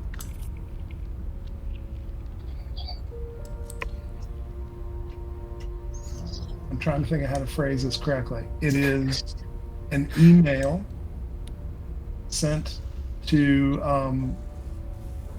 Mr. Francisco Okay. 3 days ago that has Darren's vehicle's license number, and the email's very, very clearly, whoever arrives in this vehicle, kill them all. How many days ago? 3. That's before I was even on the case, my dudes. This is starting to get a little sketchy. Yeah, this is a lot sketchy. I'll go grab his gun and take it. Because I think it's going to be important. Is there a Okay. is there a shotgun in the car amongst their Uh, arms? Yeah, one of them was using a double barrel. I'll take that. Okay. Yeah, we've got a bigger problem here, team. This email and the dating on it indicates that this was sent before we were sent. So they knew that we were coming before we knew that we were coming? So They only knew the that they'd be setting up a job before we were coming. home office knew. So it's an inside job, maybe. Oh, Not weird. necessarily, could it? Or maybe someone for the home office has been infiltrated by this thing. If the Right. shadow's that powerful, maybe one of the agents have been compromised. You don't think it was Well, Operator 87, do you? Oh, So, no, dude. He's like everybody, family. You can- No, no. everybody make me an idea roll. He's like family. He would never. 97. 46. 30. 60. Okay, who made it? Okay, so Jazz, this one is not in your realm of ideas. Nope. You're very down to earth. Mm-hmm. The other three of you, though, recognize that the home office, it seemed like, called you as soon as they knew about this, as soon as they got a call for help, and sent you immediately. So it wasn't like they sat on this for a couple days before they dispatched you. So Mhm. if you go back in the timeline 3 days, there's nobody at the home office likely who even knew that they were going to assign you or that you were going to take the assignment. Okay. Well, rats. Darren, were you investigating anything before this? No, dude. I was in Yosemite, just climbing up the half dome. Do you think they're involved with Bigfoot? Whoa. Maybe they worked for him. And that's why they want to kill you. I'm just getting too close. They don't want you to find him. Yeah, man. Well, that- Once you're that well, close logic- to the secrets, they'll do anything. So we're That's getting why on to they're about called the 3 shadow. a.m. at night. You might want to consider moving towards LAX just because you got a 5:30 plane, and who knows what traffic will be like. Let's go to Okay. the airport, bros. So Brandy? you might want to clean the blood off first. I mean, you got a little something. A little something. Oh, yeah. I'm going to wipe my face off real good. Switching to my other black button down. Okay. Oh, Alrighty. So, little Carlos says, I'll take care of these bodies. You don't need them for anything, do you? Oh, No. no. That's okay, dudes. All right. Cool. Yeah, I got a feed and granary out on the edge of town that I run. These will go well there. I hand them another $100 in Oh, 20s. thank you. Thank you. You and I can do business, I think. I appreciate you taking care of the disposal, and I assume you will probably make a tidy profit off the car. Oh, what's left of it? The car is pretty badly burned. He says, we'll probably haul it over as a junker. It might be worth 20, 30, 40 bucks. Yeah, I hand them the shotgun as well. James, earlier you asked about what you found in the glove compartment. And besides the email, all you would find would be like maps of the Northeast U.S. area, like Jersey, New York, maybe Pennsylvania, and some family pictures that were none of these people. So your guess would be this was clearly jacked. And Yeah, from but somebody. Jack from New Jersey? Or somebody in New Jersey was visiting somewhere between here and New Jersey that got jacked. Mhm. weird. Everyone Weird, got their but- stuff ready for travel?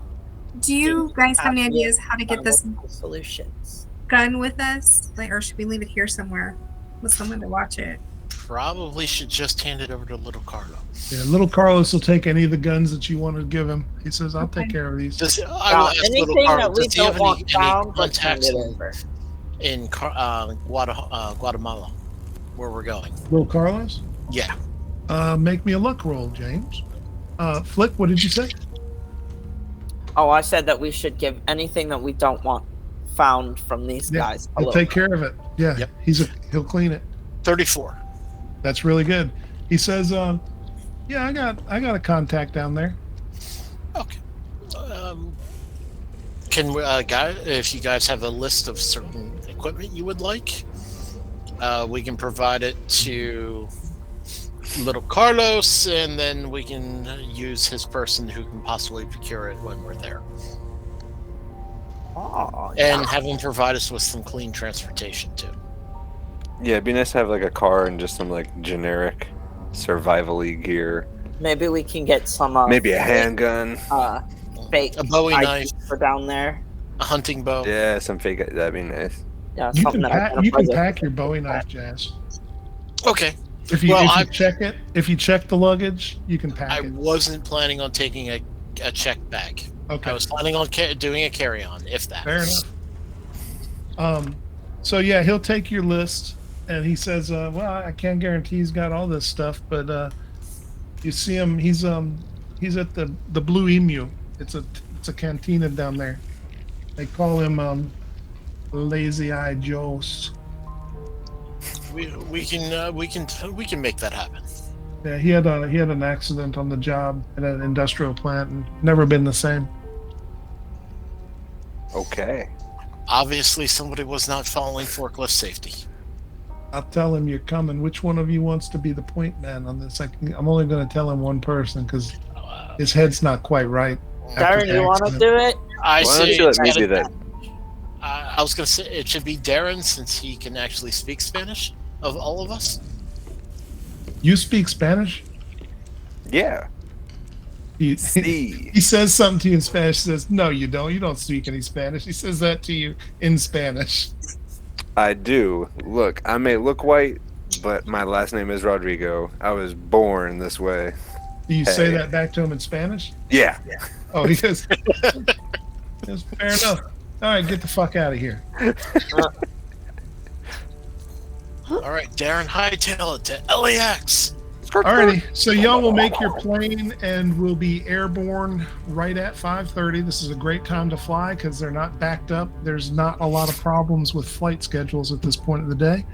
And so as you're in the air between here and Guatemala City, the dark sky giving you cover, this is a great time for us to take a quick break. So Yeah. we will move over for our announcements before we leave. Laurel. Remember, if you have Amazon Prime, you should also get a free Prime Gaming subscription. Prime Gaming subscribers support everyone on the show and get access to sub-only emotes and to a special subscriber-only channel on the Games Tavern Discord. Don't forget to vote in the chat to have an impact on the final part of tonight's investigation. Yes, indeed. Don't forget to vote because cool stuff is coming and you get to help shape it. So we're going to take 5 minutes to do bio breaks of various kinds, and we'll be back.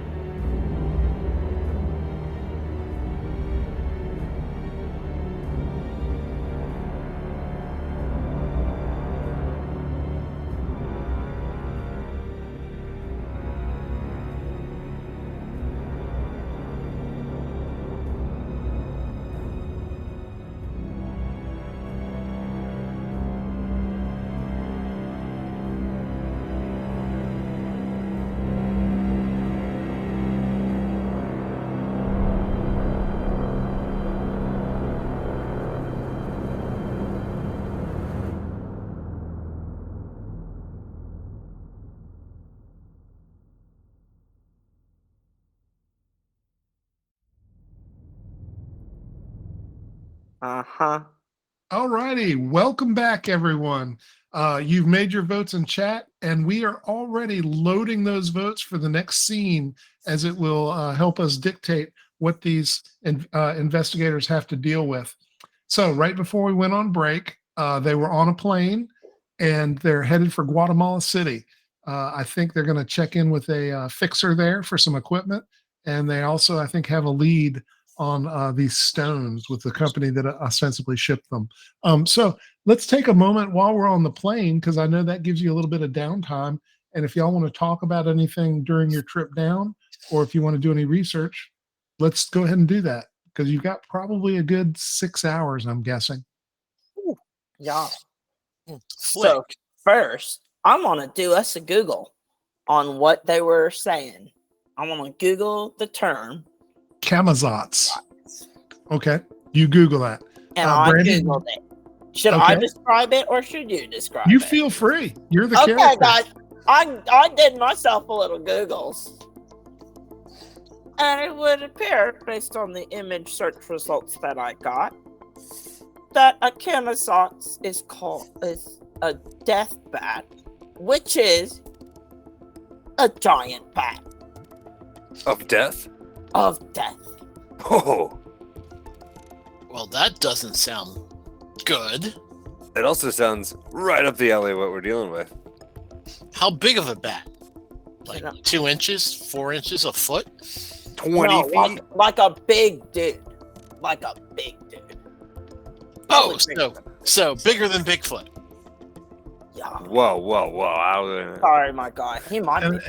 And if you were to go in and do some multiple searches on it and take a look at all the information out there, you would also find that it has been actually the center of worship in some pre-modern cultures of the Mayan and Incan time frames. Well, that Yeah. would fit with the dagger. And the bat That- fur we found. Yeah. But Sure. that was a vampire bat, we thought. So, what kind of thing does this? It could be both. Maybe. Hey, Flick, Joss. have you had a chance to look at the security camera I footage? wanted all of us to look at that together. So I pull up my little Yeah. software. So it takes you a while to find the spot, right? But you do finally find that person, you think, based on when this flew out and what the bill of lading said. There's not a lot of in and out traffic here, so it's not like they've got a wealth of customers coming and going. But what you do see is a black SUV pulls up, and out of the car comes a black shape, probably a man, maybe dressed in black, very much like Flick, actually, perhaps a black button down. And he strides over. He's wearing black chinos and black button down, and stylish yeah. guy. he looks up at the camera, and as he looks up at the camera, his face pixelates, and then he walks in. I don't like that. Yo, I've seen this when I played Watch Dogs. I'm gonna back it up to where his Don't face they is all make pixelated and take a Glasses screen grab. that Okay. do that now? Oh, Flick, I don't know. They make Ooh. like I've heard that they make some that can obstruct your face by making your eyes unreadable. But Not the whole face. Not like Yeah. pixelate I the whole haven't seen thing. some yeah. that straight up just pixelate the whole face. Yeah. So Mm. if you go back and look a little bit again, as he's moving towards the thing before he looks up at the camera, you will note he's got longish black hair that's done in a single, bound in like a single ponytail, down his back, probably about a foot and a half long down his back. Oh man, that's a Um, long ponytail. You know that's a That bad is- guy. And when he comes back out, once again, his face pixelates as he comes walking out. But not the ponytail. The back of his head does not pixelate. No. Fascinating. I'm like a man with a pixelated face and a long ponytail. Sounds like a song. It is. Yeah, I like that one song. You know the one, Darren. You got my reference. Yeah. I know that song too. I know that. Sadly, we do not have any dessert with us. So that's what you've got. Does anybody want to do any other talking or research while you're on the plane? Yeah, there were some words around the body at the crime scene, right? There was something written on the wall. Can we research that at all? Like, is there... Sure. You can make me a... so what I need from you on that would be a library use and a computer use, both, because you're using those kind of in concert. You're doing some research on the computer, and that makes it hard. This is a hard piece of information to get access to. I'll try the library first. Let's see. While Okay. she's rolling, Darren's just going to sleep. 004. So library use. You're good to go. Critical Yeah. success. Okay. Now the computer, I'm not So so I'm going to great give you at. computer use at advantage because you critted on the first one. Okay. Darren?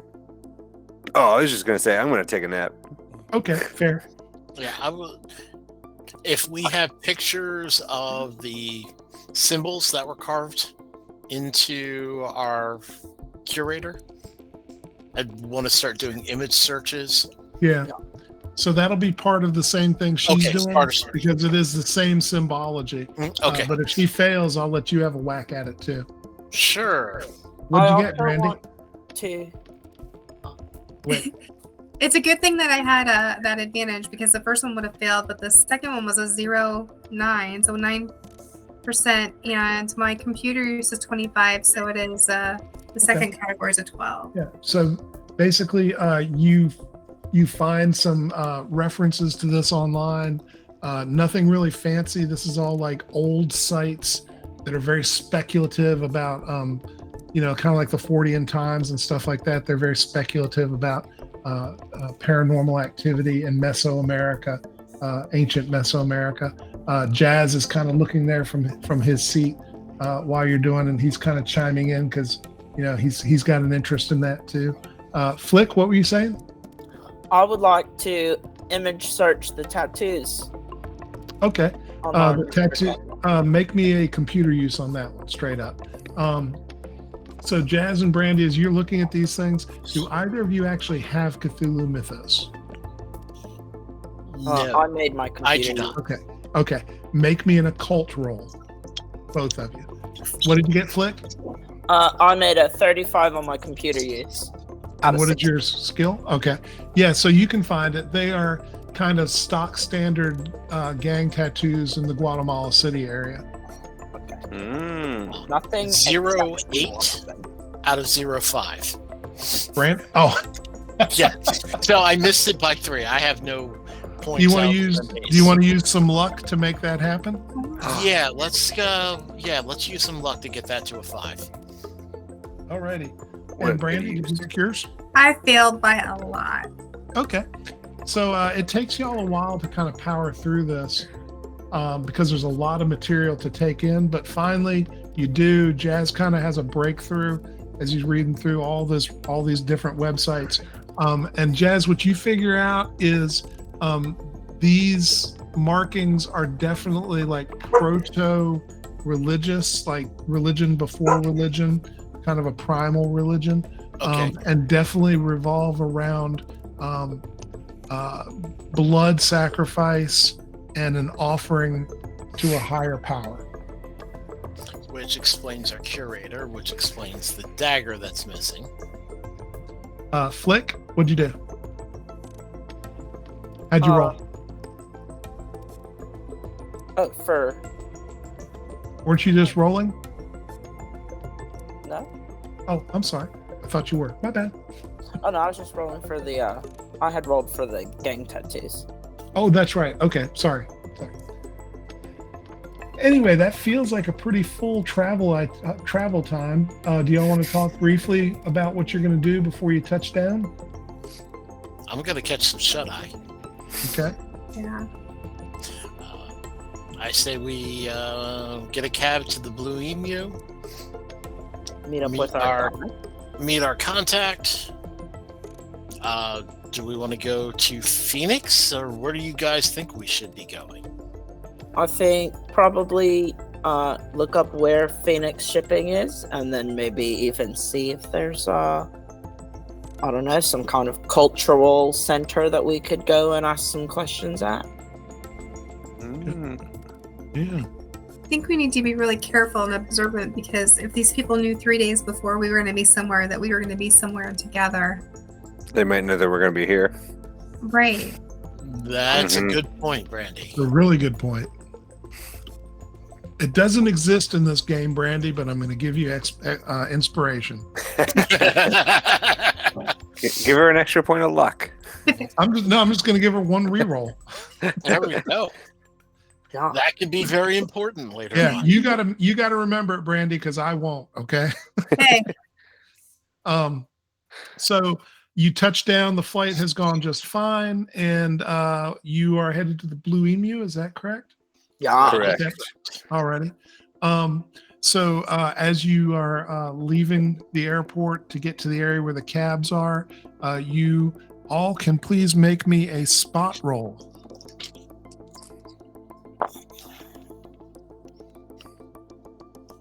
If you succeed, give me a thumbs up. I made mine by half. Alrighty. Made it by Okay. 4. Alrighty. So two of you, Flick and Jazz, probably two ends of the social strata as well as the age strata as your characters, I think. But both of you both notice somebody kind of sketch looking who's just kind of leaning against one of the walls, smoking a cigarette. And you notice they're watching you with more than normal curiosity and interest. And as soon as you notice and kind of look at them, they go to looking at somebody else. Gosh, there's someone looking at us. I say we go over and introduce ourselves. I was thinking we split ways and reconvene. Around this person? Around them? Yes. Okay, let's do it. You go left, I go right. I drop. I watch as Jazz walks towards this man. Yes, because that's exactly how. Well, no, Jazz is a hunter. No, Jazz is just going to walk up to this guy. Okay. I'm gonna- So Jazz, as you walk, go ahead. Go ahead. I'm going to drop down, like underneath the headline, and very quickly try to walk my way towards what I would think would be his exit. Okay, fair enough. So you're trying to cut him off. Yeah. Jazz, as you walk towards him, you notice he's not making eye contact or seeming to acknowledge you, which strikes you as odd because it's clear you're walking right towards him. It's forced, I'll put it that way. Yep. But as you get closer, he's got a cigarette. He's like, and he looks at you. He goes, "See, what can I do for you? You are American, yes? Oh, of course. You looking to score something?" No. Just a lift out of the airport, but we can get that out front. I'm more interested in why you're curious about us. Are you just stepped off the plane? You're Americans. Americans have a lot of money, and they're often looking for cheap thrills here in Guatemala City. Well, that would not be me. And there were probably 50 other Americans on there, but you weren't looking at them. Well, I looked at them. They're not. They don't look as. A couple of your friends look like they're definitely looking to party. I think it is us, Darren. Probably. Every day is a party. They already have a party arranged. We're the party. I will give him whatever is the name on the fake passport. Okay. He says, And If you you- are. "If you do not need anything from me, Mr. Hal Bowler, I have no business with you either. I am simply here looking to unload some product. My name is Pablo." Well, thank you, Pablo. And I will point out the really rich, obnoxious yuppie couple that would not shut up on the plane ride down. "Oh, thank you for the lead. I will see perhaps if they have interest." And I will head out, head back over to Darren and Flick and Brandy. All right. Psychiatry or psychology roll, James, whichever you prefer. Whichever it is. I can't remember which the skill is. It is psychology, so let me try my luck at that roll. I worked at a psychiatry hospital for a while and Ooh, drove them crazy. I couldn't remember which was which. sorry, had a cat paw on the nose. Rolled an odd 4. That's really good. You are convinced and assured that he has given you the right of it in terms of why he was watching your group. Excellent. You don't feel like he was hiding anything. Awesome. Good to know. Good. All right, let's go get a ride to this emu. Okay. Yes. So for the sake of time, we're going to say you get to the Blue Emu. Lazy Eye Shows has some of what you need ready. None of it is of super high quality. That's The okay. vehicle looks like one of these vehicles that's been into the outback many times Good. and come back, and every time it comes back with another ding or hole in it. Mhm. But it all Good. works. So whatever it was you were asking for, basically you make a luck roll to see if they were able to actually source it for you Okay. when it becomes needed. I heard about survival gear, Heard. and I heard about a couple guns, Yeah, a um, Bowie knife and a bowie honey. knife, yeah, car. Yeah, so that's how that flies. And he says that little Carlos took care of it, and so he's good as far as you're good as far as he's concerned. Awesome. In Little Spanish, Carlos? I'm going to ask him if he knows how to get to Phoenix Imports. In Spanish, he rattles back and says, "Oh yeah, of course. It's tells you it's about 8 blocks that way to the north. It's in the industrial part of the city. They've got a big sign out front. It's kind of beaten up, but it's got a literally a red bird on it. It says Awesome. Phoenix. Can't miss it. I will. Yeah, you can't. I will hand over Thank you. what is left of my cash. Oh, he says, oh well, thank you. We Thank you had very to much. pay, we had to pay for this somehow. Yeah, no doubt. That's a lot of money here. He says, this Well, is too Carla paid much, for it, and right? hands you about half of it back, James. Sorry. Old habits die hard. I'll take one of the guns. Really? Okay. So, yeah, the guns he was able to get for you are the following. He got a double barrel shotgun, 10 gauge with 10 shells. He got a 38 caliber pistol. Looks like it probably came out of the US at some point. Because it's the serial numbers are all filed off and it looks pretty beat up. Like maybe it came out of police evidence at some point or something like that. He has a 22 long rifle with a magazine. It's got like 7 shots, so it's a semi-automatic 22, but it's got 7 shots. And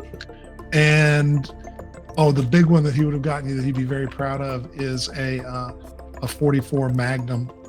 But it looks kind of rough. It looks like it's seen better days with a box of shells. But it's big. It is big. It is And that's big. what he says when he hands it to you. He says, this is very American. I will Dirty take, Harry. Boom, boom. unless anyone objects, I'll take the shotgun. I'll go for it.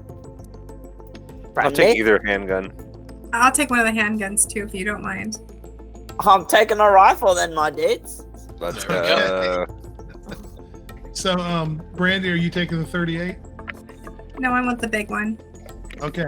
Oh, Brandy wants the big one. Atta All right, girl. Karen, you got the 38. That's fine with me. Oh, reliable. There you go. Yeah, the Magnum is also a revolver, so they're both sweet. very reliable. And Flick, you have a 22 long rifle with 7 shots and a box with 7 more bullets in it, 7 more rounds in it. Nice. So I've got 14 total. Okay, You good also have count. some camping equipment. Again, kind of beat up. The car has gas full in it. It's got some rope in it. Probably about it. There's probably some survival, like some old USK rations in there. A couple bags of those. Cool. All right, let's get. You said it was only like 4 blocks one way and 8 blocks the other, right? Yeah, it's about right. Yeah. Let's get going. Okay. All right. So you come rolling up and you see the sign, and it's very clear. But as you see the sign, you also see a plume of smoke coming up from the offices that are behind the sign in front of the warehouse. Ram the gate. You're running the gate. I like the I like the way you think. Bracing for impact in whichever scene I'm in. You can hear fire sirens coming from parts of the city, fire trucks. Cool. I'll be doing them a favor. But you ram the gate, Davison. Make me a drive roll just to see how well you ram the gate. Oh, I'm okay at this. I got a 21 out of 25. Let's go. So you ram the gate perfect. It busts right open for you. Car doesn't slow down, doesn't take any damage. So it's kind of like the other place, except here, the fence goes all the way around both their offices and the warehouse, right? Because this is an area where stuff would get stolen pretty regularly from. And in fact, as you ram the gate, you hear barking and can see 4 dogs moving through the compound towards you. So you're guessing they keep the dogs running free at night to keep anybody from actually coming over the fence, stealing the fence. Is it nighttime now? When you got there, it is morning, but it is before they actually opened. Oh, okay. No doubt. And if you remember, it is Saturday. Saturday, yeah. They're not actually going to open today. Yeah. So, so you've got the office clearly is on fire. There's smoke coming from it. The warehouse appears to be on fire, though not as much. So what are you going to do? Where are you going to park? Driving towards the office. Okay, you can park right in front of the office, no problem. I'll do a crazy, Okay. Are the dogs chasing our car? The dogs are chasing your car. Yes, Great. They are guard dogs. And they're all around the car barking and jumping up on the doors.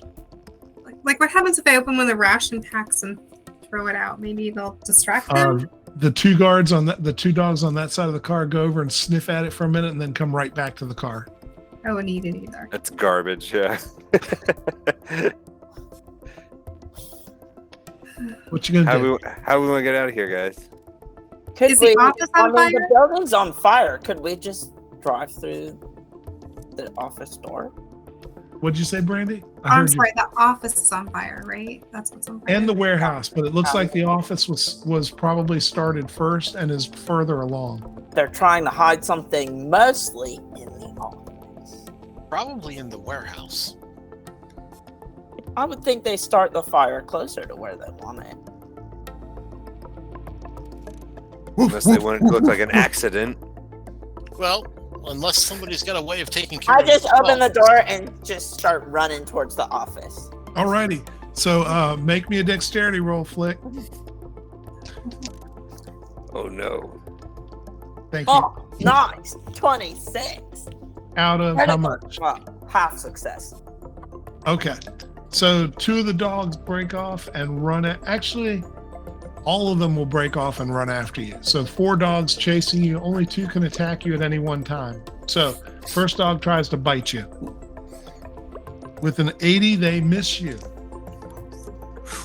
Second dog with a 48, that one does hit you.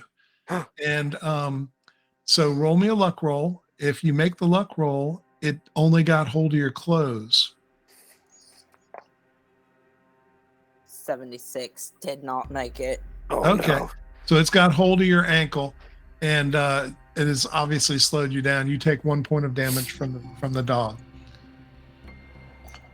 I turn around and I say, stop that. Alrighty. The other dogs jump up at you. Yeah. Go ahead, Jazz. I'm gonna get out of the car, cock the shotgun and go running after and save Flick. Oh Okay. no, not the dogs. I know. Well, ideally, I'm going to try to use it as a bludgeon before I start shooting them. One bites you on the wrist and locks on, Flick, where you were finger pointing at them. It actually jumps up and locks on your wrist. 1 more point of damage. And the other one misses, and the third one will hit. It gets your other leg, because that's easy. So you've now taken another point of damage, and you've got a dog attached to each leg and 1 attached to your wrist. Alrighty. Let's go with Jazz. Yeah, I'm gonna run on over. As I'm running over, I make sure I do not have a shell in the chamber. Okay. I'm going to grip the shotgun by the barrel and whack one of these dogs upside the head with the stock. Alrighty.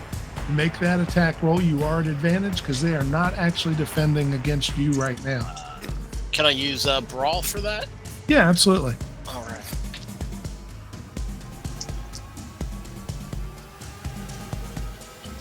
So 23.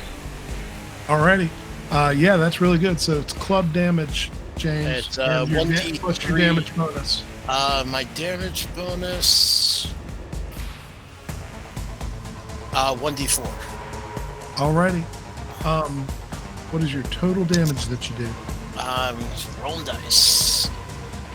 So 4 points of damage. Nice. So you hit the dog solidly on the head. And are you doing the one of the ones that's attached currently to Flick, or the one that's free? I'm actually going to do the one that's free. Okay. You hit it. It goes, whoop, and it takes off across the yard Excellent.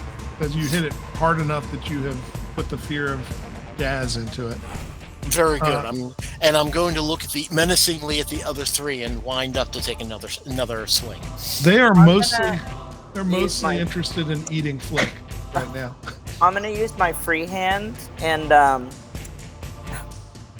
there's a soft spot on dog bellies right behind their ribs. Then when you go like this, hit it real hard, and I go like that into its side. You will have a chance to do that in a moment, Flick. First, we're gonna let Darren go because he's fast. Darren, what are you gonna do? Sprint into the office. Okay. You're there. You're there. I'm gonna kick the back- door in and run it. Okay. Are you gonna be looking around for something? Oh yeah. Okay. Flick, go ahead and make me your brawling roll.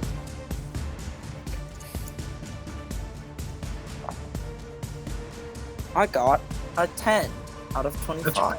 That's really good. So roll brawling damage. Plus if you have a damage bonus, that too. I do not have that one. Brandy, what are you going to be doing? I'm gonna go in after Darren. Okay. 'Cause Alrighty. They seem like they're handling this. Well, Flick Yeah. is handling it. Got it under control. I stand admiring of your positive view of what's going on. Optimism. I rolled a 2. Alrighty. So you do a 2 at that spot, and I'll be damned. Which one? Foot, or hand? The one on my other hand. Okay. You hit it there, and it goes and kind of limps away. Like it's not actually hurt that bad, but because of the pain inflicted in that area, it thinks it's hurt worse than it is. Yeah. And it's moving away from you. Alrighty, we are going to go. Psychology. Coming in Brandy handy. moved, so I'm going to go in proper order at this point and go Jazz once again. Jazz is going to wind up and attempt to take out the one on the left ankle.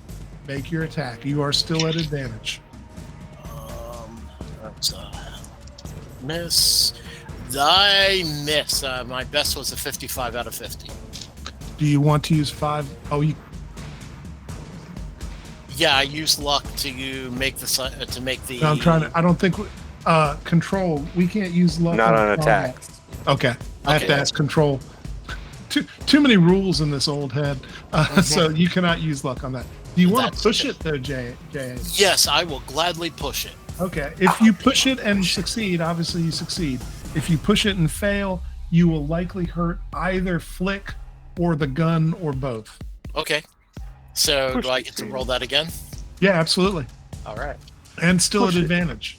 All right. Well, I'm glad you said it was still at advantage. My dice don't like me right. Oh, there we go. 28. Alrighty, that's a hit. Roll your damage again. 3 points of damage. It kind of gets hit to the side, but does not release on that one.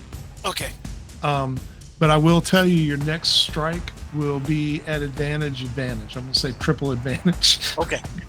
because you have heard it, and kind of from a psychological standpoint, you are setting it up to want to go away. It just isn't there yet. So we are going to go to Darren, and I'm going to go ahead and lump Brandy in with him. because the two of you are together. What are you doing in the office?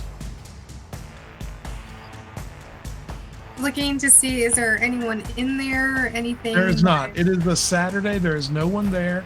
It is what you would expect a office to be. It's got file cabinets, some beat up desks. It's got some wire baskets on the desk where stuff comes and goes, an inbox and outbox, lamp. Anything else you're looking for? Computer? No, there is no computer in here. Are there any Aaron? paper? Okay. Are there any papers in the in or the out box? Of course. Can we look in the in one and see if there's anything for the order that we're looking for? Sure. And what is the nature of the order you're looking for? Rock. And Okay. from, what was his name? I can't remember And his name. Julios. M. Julios. It was from Juarez. From Juarez. yeah. Juarez Yeah. imports. Yeah. So Brandy, what are you doing? I'm gonna grab if he's like looking at the baskets, I'm just gonna grab as much of the other papers and things and just gather them because it's on fire as I can to get them out. Okay. Sure enough. So the place is on fire as you're looking. And so I need both of you to please make me luck rolls to see if the falling bits of flame from the ceiling are gonna hit you. Man. 24. That's good, Brandy. One lands right on the floor next to you, a ceiling tile that's aflame, but it does not hit you. Darren, 98. already, you get struck by a flaming tile in the back between your shoulder blades as you're looking. Oof. And you will take 2 points of damage. I mean, you shake it off quickly, but it was still hot and burning for a minute. Yeah. Well, for a few seconds. I just flexed my super hardcore back muscles for a second. There you go. Okay. And I'll need you to make me a library use roll, Darren. Oh. Go. And Brandy, you can make me a luck roll for your search. Because you're just gathering everything you can. I actually You made made- it. I got an you made 11 it? out of 20. So yeah, you find that the bill of lading, and it's attached to a second bill of lading that indicates where delivery has been executed from this site of the rock. So I will it shows grab you it. that they came in and where they've gone to. I will grab it and run Okay. out. Brandy, you have an armful of papers and files. I got I'll a sh- new I will shout. I'll shout, got it, when I find it and run out. Okay. But do you hold on to it or throw it up into the air? Hold on. Flick, what are you gonna do? I am going to try and get the last dog off of me. You've got two actually, one on each foot still. I'm gonna On go each for the ankle. one that Jazz has not attacked. Fair enough. No Good problem. choice.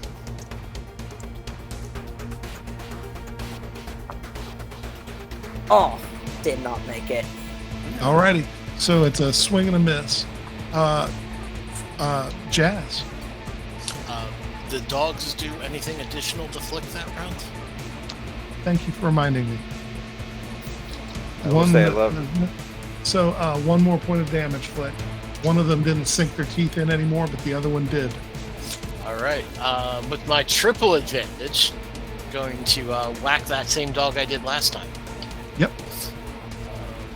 Okay. Not a 92, not a 7. So we're going to go with the 18. Alrighty. That does hit. And go ahead and roll your damage. 2 points! Alrighty. I rolled ones on both dice. But it is enough. This time the dog's will breaks and it yelps and kind of sidles away. Like that first one you hit, it was sure it wanted to get away. This one is not as sure. It's kind of assessing you as it moves away. And I will growl at the last one. Okay. See if I can intimidate it off of him. Brandy and Darren come running out of the building. I need one more luck roll from each of you to see if you are hit by falling flaming debris. 60. Alrighty. 6. Okay, Darren, this time you dodge it. Brandy, He bumps into you as he's dodging and knocks you into the path of another one that's falling, and you will take 4 points of damage from the falling debris. If you can dodge rubble, you can dodge a ball.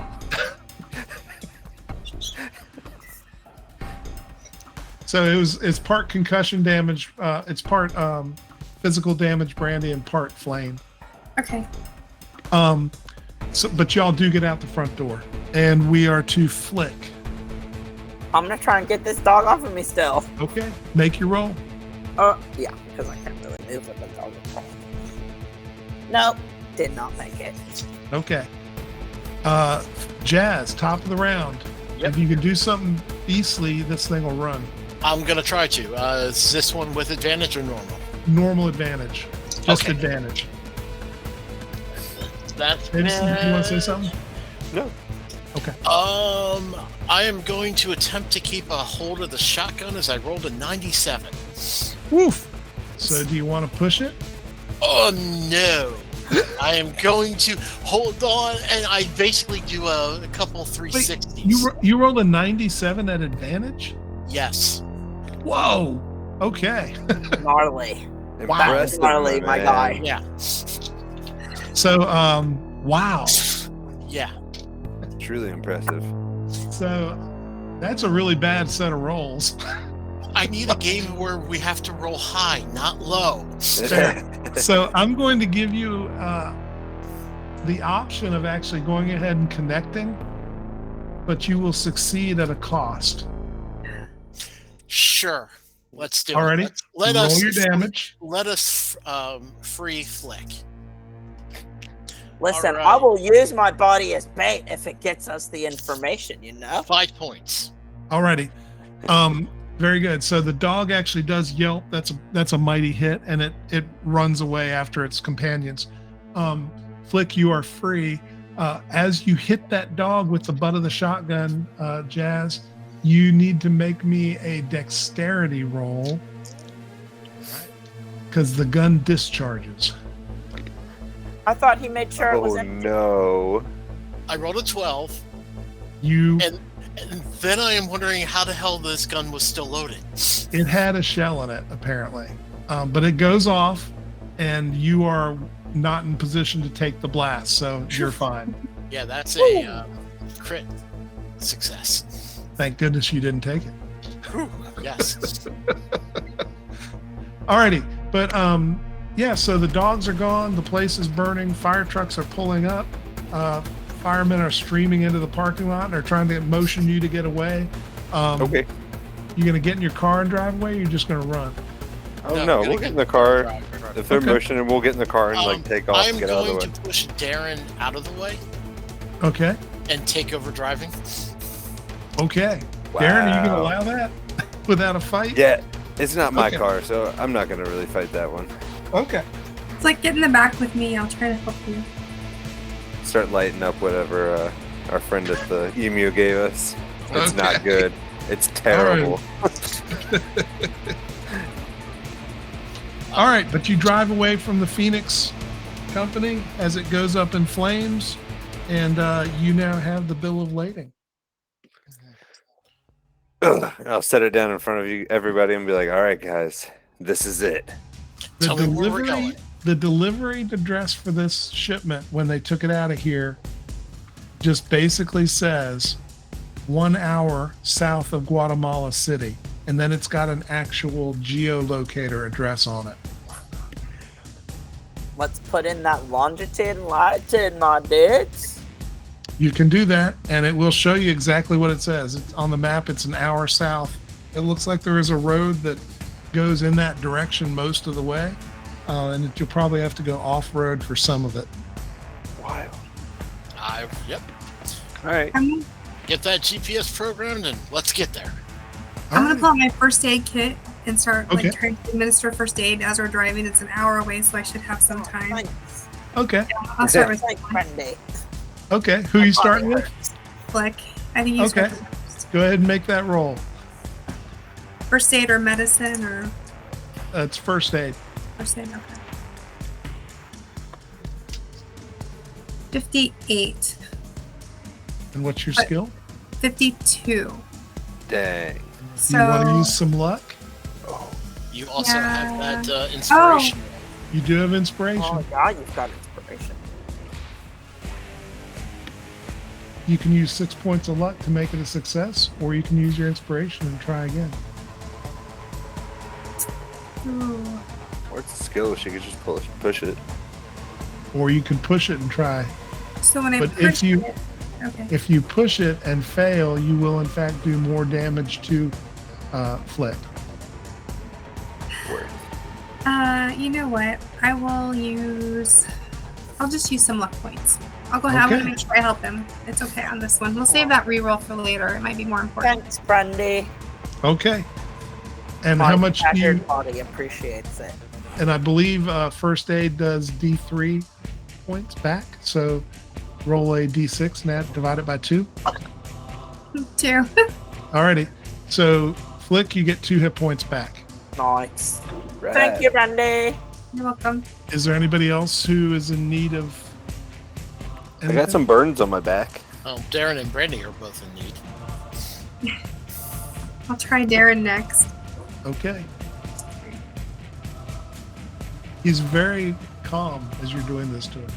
37. So, yeah. All right. first aid. Roll the D3. 6. So 3. Got 3. It's Whew. So you We get are up to healed. 3. I think you only took 2, if I remember Yep. correctly. So we're feeling good. Alrighty. So is anybody going to try on Brandy? I'm gonna try on Brandy. Okay. We'll see how it goes. Oh, 74. Missed it by a big amount. Yeah, you're not real good at burns. Nah, I'm not real I'm good. gonna give pointers as I drive. As you open up the back of her, her to look at where she was hit, the skin's kind of bubbly looking, and like you're pushing Oh, it. and Brandy, stuff- you look like a cheese pizza. No, Yeah, you stuff's- you want to put stuff's the squirting out. you want to put the aloe and stuff on there and then bandage that, not poke it. Are you sure? I feel like I should pop them. No, don't pop them. Bad idea. Don't do that. Okay. You know what, Josh? I'm gonna let you take a look at this when you're done driving. we're gonna when we make it hit a relative quiet spot, pull over to the side, and I will attempt first aid on Brandy. Oh, Okay. I can drive the car. That thing I can definitely do. Oh, I'm not letting anybody else drive this car now. What? I am a certified forklift operator. I know This how to isn't a drive a forklift. vehicle. You can't drive a car like a forklift does.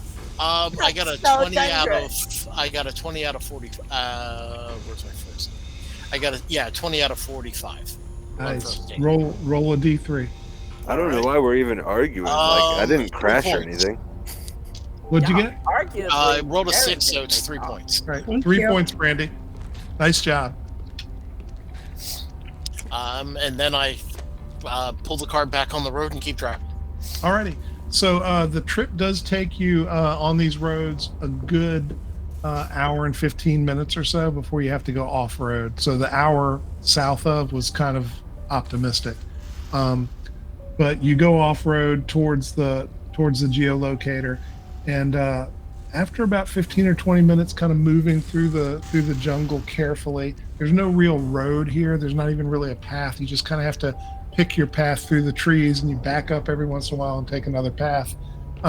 You finally do come to a bit of a clearing, maybe about 50 or 60 yards of really sparse trees and jungle foliage, and you see some tents or the remains of tents that are set up in this clearing. It looks like someone perhaps was camping here. Pull the car to a stop and quietly get out. Okay. The jungle is very quiet. You don't hear anything going on. I load the shotgun. I Alright. motion everybody else out. Is it dark outside now? No, it would probably be not even quite noontime at this point. Oh, okay. So we still got a while.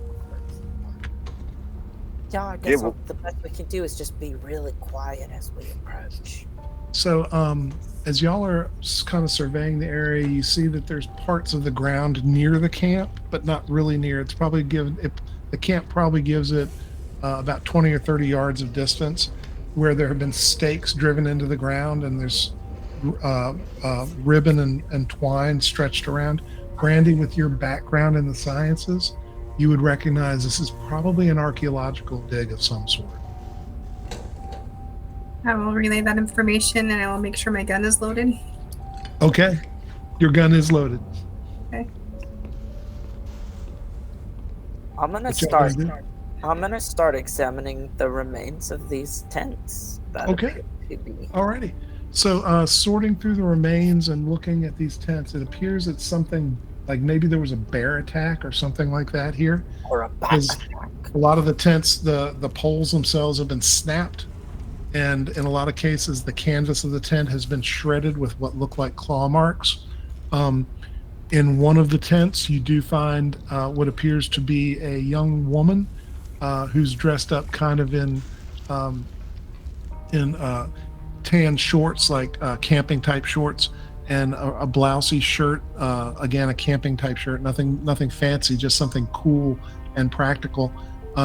And she actually looks like she was killed in the cot in the tent, and terrible gashes on her, claw marks. Looks like something even took a bite out of one of her shoulders, because her arm is barely even hanging on by soft tissue. Does that look like a bear bite or scratches? Do you have nature? I do. Well, you may make a nature check to see if it looks like a bear bite.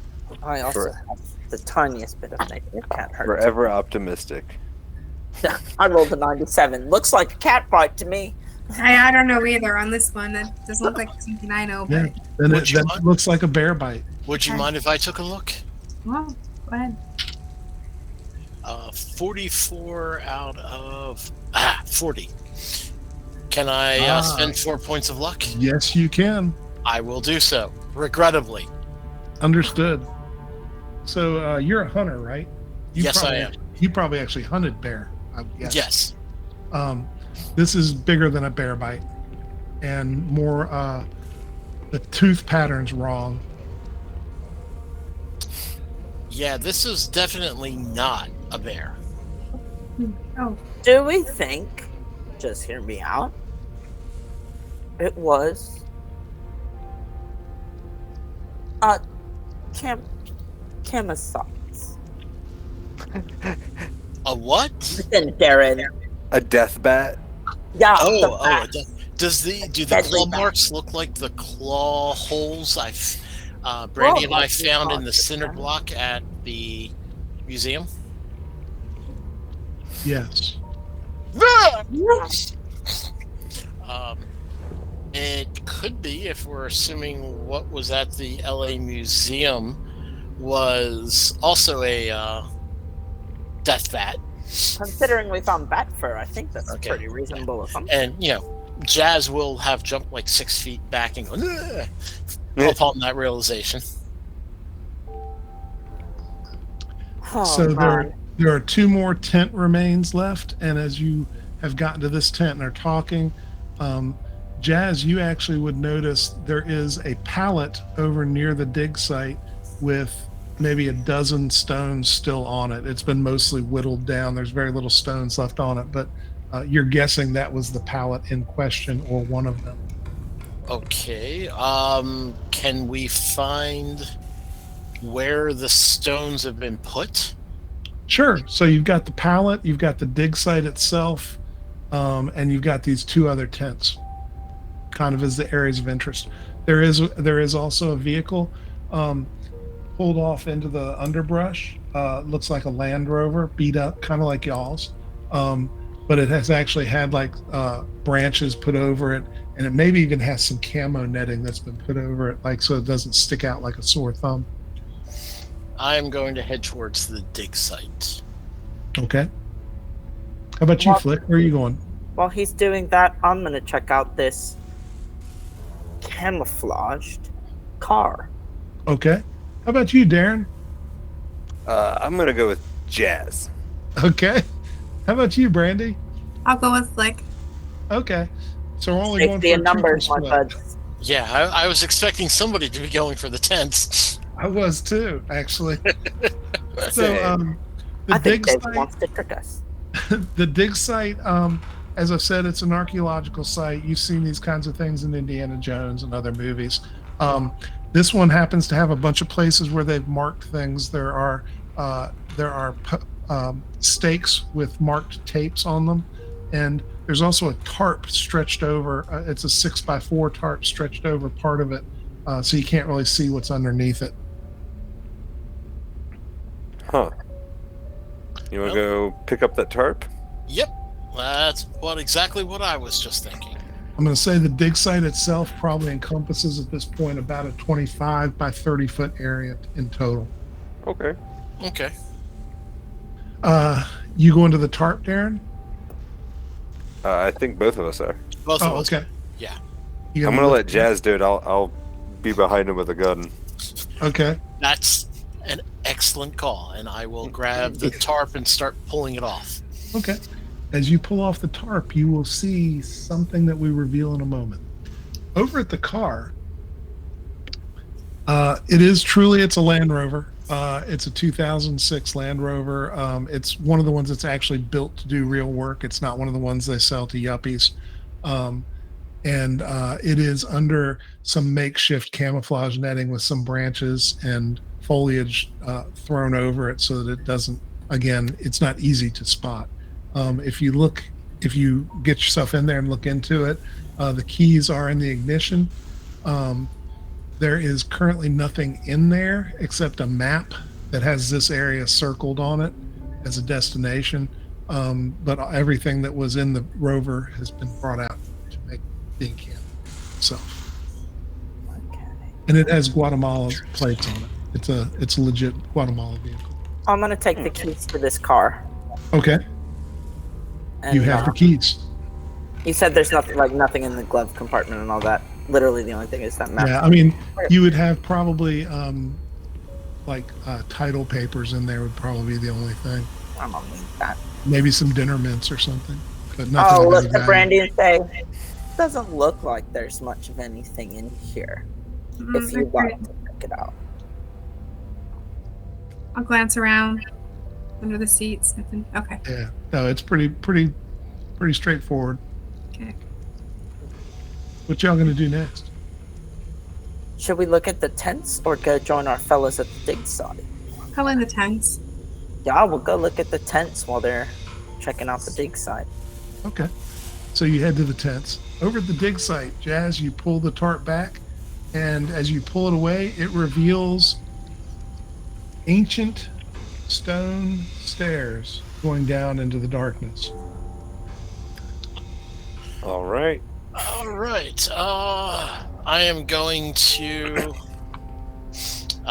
attach, a mag light to the end of the shotgun. Yeah, duct tape, because we should have a roll of duct tape or something similar. Yes. And start walking down the steps and look back at Darren and go, cover me and get the other two. Or yell for the other two and cover me. Cowabunga, dude. Okay. So are you covering them, or are you yelling for the other two now, or are you going to wait? I'll go, we found stairs, let's go. And then immediately follow him. Okay. So you two move down into the darkness with your light leading the way. You will note, Jazz and Darren, this stairway probably sat about 3 or 4 feet below the ground level. Okay. And so they uncovered this and found it as part of their dig. Yeah. Are any of the stones look like they've been recently placed? No, Okay. but that's a really good question. We'll be keeping an eye out for that. That's fair. Yeah. Brandy and Flick, you were walking towards the tent. They called out to you. Are you going to go with them, or are you going to check the tent on your way? If they called for us, I think just go straight there. You never know, they might need help. Okay. Okay, so you walk past the tent. I need both of you to please make me a spot roll as you walk past the tent. He really wants us to look at that tent, guys. Zero, notice- 0, I got 44 out of 60. 8%. Okay. Did you make it also, Brandy? Yeah, I have a 70 spot. I have an 8%. So. Okay. Both of you do notice something in that close tent as you walk by.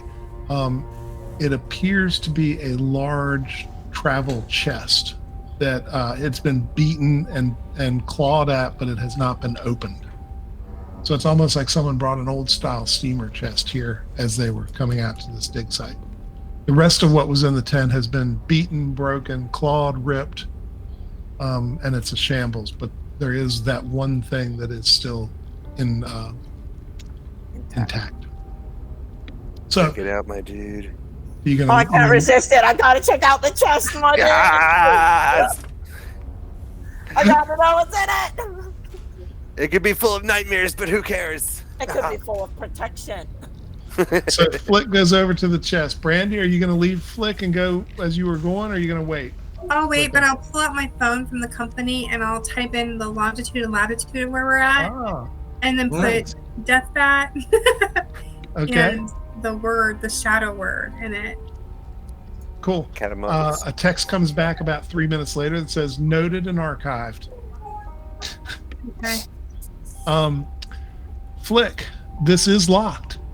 Do you have any way to break the lock or get through it? Oh, I have a rifle. Okay. You gonna shoot the lock? I'm gonna try and break it first. Okay. Make me a brawling check or club. If you've got club, I'll take that. I got a 10 out of 25. That's really good. You bust the lock with the butt of your rifle, and it comes. The lock springs open, and so now you've got this chest sitting there. What you gonna do? I'm gonna open it because I can't. Okay. The mystery. You open the chest, and there's two things in there of interest. There is a package about yay big, so it's about 9 to 10 inches in each direction. It seems square, and it is wrapped in oilcloth with twine holding it shut. Okay, it's about yay thick.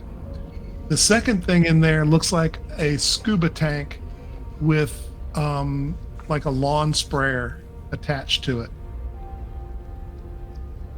Like a flamethrower? Yes, Like it is a what you use- flamethrower. Like a weed killer thing? No, it is a flamethrower. Oh, Oh. like a flamethrower. Straight up. Yeah, I mean, this seems important. I'm gonna grab the flamethrower. Okay.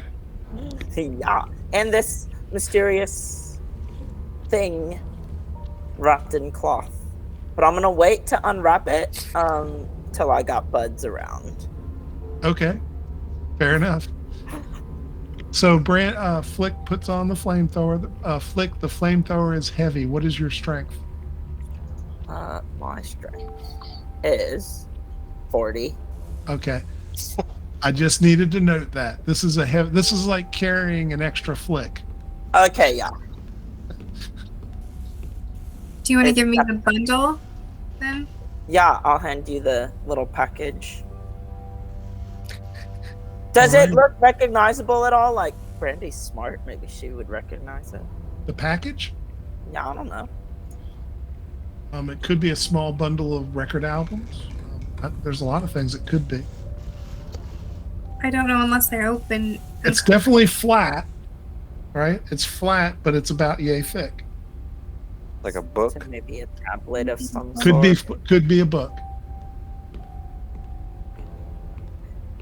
Do we want to wait for them to open it, or? As they rack themselves with wonder downstairs. We can open it, Brandy. Y'all go down this stairwell. This stairwell is about 75 feet long, just down into the darkness. Cool. And you get to the bottom of it, and it opens up. Before we go any further, Darren, did you bring a light as well? Yep. Okay. Got a flashlight. And so at the bottom, it opens into about a 20 by 20 chamber. There are doors. There's openings leading in each direction away from you. Or are you filming this, Darren? I'm not No. 100% sure. Okay. Right or left, Darren? Or straight. Oh man. Oh, Oh, we're there's three straight. different directions. Now there's three Oh, hold on. doorways. Let's do this the old school way. Dice says let's go right. All right. Okay. I'm going to make a chalk arrow pointing right, Alrighty. That's smart. Wait. and one on the other side. That I'm going to write the word exit and point that way. Okay. I'm gonna look for claw marks anywhere before Oh, we that's really decide smart. which direction we're gonna go. That's really smart. So make me a spot, Darren. And this is why you hunt Bigfoot. I made it. Very good. By You like see 2. you see some claw marks going straight. Oh, okay. So after he writes all that, I'm gonna go. Oh, hey, dude. What about this way? All right, we go straight, and I Alright. will draw an arrow on the floor pointing straight. Okay. And put our initials on either side of the arrow. Okay. Going straight, the passage goes about 10 feet, 15 feet, and then it turns to the right sharply. The passage at this point is about 10 feet wide and about 15 feet tall. Okay. All right. So as we go to the corner, I will sweep ceiling, floor, walls, and step around. You don't see anything. Although as you look at the floor, you do notice the floor, like as soon as you step around the corner, it's a pit. It's a 5 foot wide, it's a 5 foot length, 10 foot wide pit. So if you were like moving very quickly or not paying attention, you would fall right in. Ooh. I will look down into the pit. You do in fact see a couple of what look like human skeletons as well as some animal skeletons down there. Back at the tent. Are you going to open it, Brandy, or are we Frank, moving you want on? to open it? I mean, a little peek won't hurt, right? Yeah, we'll just take a quick little peek. Yeah, just a little, like. A little. We just want to know what it is. I've seen this Bruce Campbell movie. Mm-hmm. Okay, so you begin to unbundle it, and what you see is it is a book. It looks like a really badly done scrapbooking book that's bound in like leather of some sort, and it's got some more of those words, some more of the letters that you saw while you were on the flight, the ones that you looked up. Oh, yeah. So there's something on it, and it appears the pages inside are also done of leather, and unless you open it, I'm not going to tell you what's on them, but. Open it. Okay, I mean, I'll open the cover, right? Like that should be okay. It's just a scrapbook. It'll just have the contents. It'll be fine. Table of contents. We need to know. Yeah. Quick, flip to the index. It's in the back. Alrighty. Maybe So, that's an appendix. How to defeat bad. So you open it, Yeah. and all of the dark hues around you that you see around the camp and in the trees, the book itself, as you open it, goes, and all the dark hues fly towards it and into the book, as if you're sucking the dark color palette out of the landscape around you with this book. And you can see on the pages letters writing themselves as the dark hues are pulled into this book. I need you, please, to make me a sanity roll. I can't make a sanity roll. 80. Yeah, so you're just stunned by this. You do take some sanity loss. And once again, Brandy, we're back to what happened at the trailer. Except this time you can't run because you know this book is the most beautiful, magnificent source of wonder you have ever seen. I flipped the page.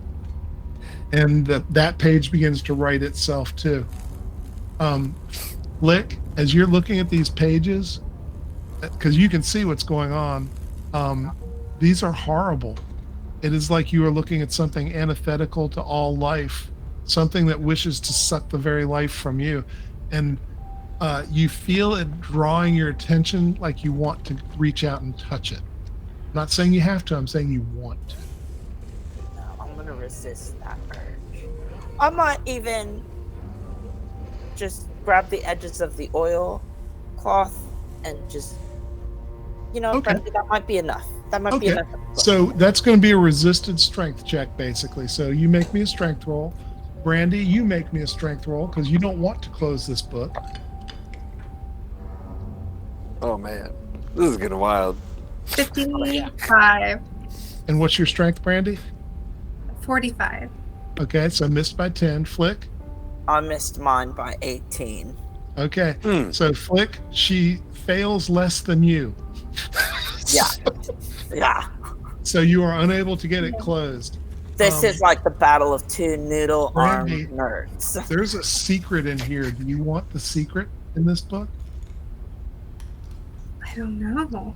Do you want the secret? Well, think about it. I'll be back with you in a second. Hey, Downstairs, as y'all are looking at the pit, up the corridor away from the pit, you can see flickering lights spring to life. Right, so you begin to see flickering light coming from the room.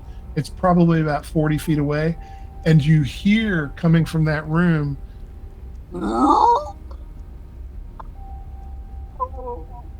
And you can hear the sound of something on stone moving very quickly. Towards you can us? see a large shadow coming towards the hallway that you're in. All Oh, right. What do you want to do? I drop to a knee. I make sure both. Was this a single barrel or a double barrel shotgun? I make sure both chambers are loaded. I drop to a knee and I take steady aim, Okay. and I will shoot once it's close enough to be in range, Okay. and I Darren? can make out details. Okay. I'm Darren? I'm gonna drop over the edge and hold on to the ledge. Okay. I'm sorry, Darren. That is probably a better idea than mine. Well, it has not yet shown itself. Do you wish to do the same thing? No. Okay. He doesn't do it for a living. Fair enough. Alrighty. So, Jazz, it comes into this corridor, and it literally looks like a huge bat moving along, using its wings to move it along as its back feet propel it also. All right. It's probably about 10 or 12 feet tall if it's standing up fully. And it's moving down the hallway really quick. I need to know whether you're going to shoot it and how close you're going to let it be when you shoot it. I'm gonna let it be within short range. Okay. For max damage. And So like 10 feet away, right before it goes over the pit, basically. yeah, when it gets within about 5 feet of the pit, I'm going Okay. to open both barrels on it. Okay. So we'll stop there for a sec. Outside, Brandy, do you want to know the secret? not yet. Okay. Not yet. Back inside. Jazz, it comes right at you. It doesn't seem intent on you at all. Go ahead and you're going to let both barrels go? Gonna let both barrels go. Okay. So make your roll.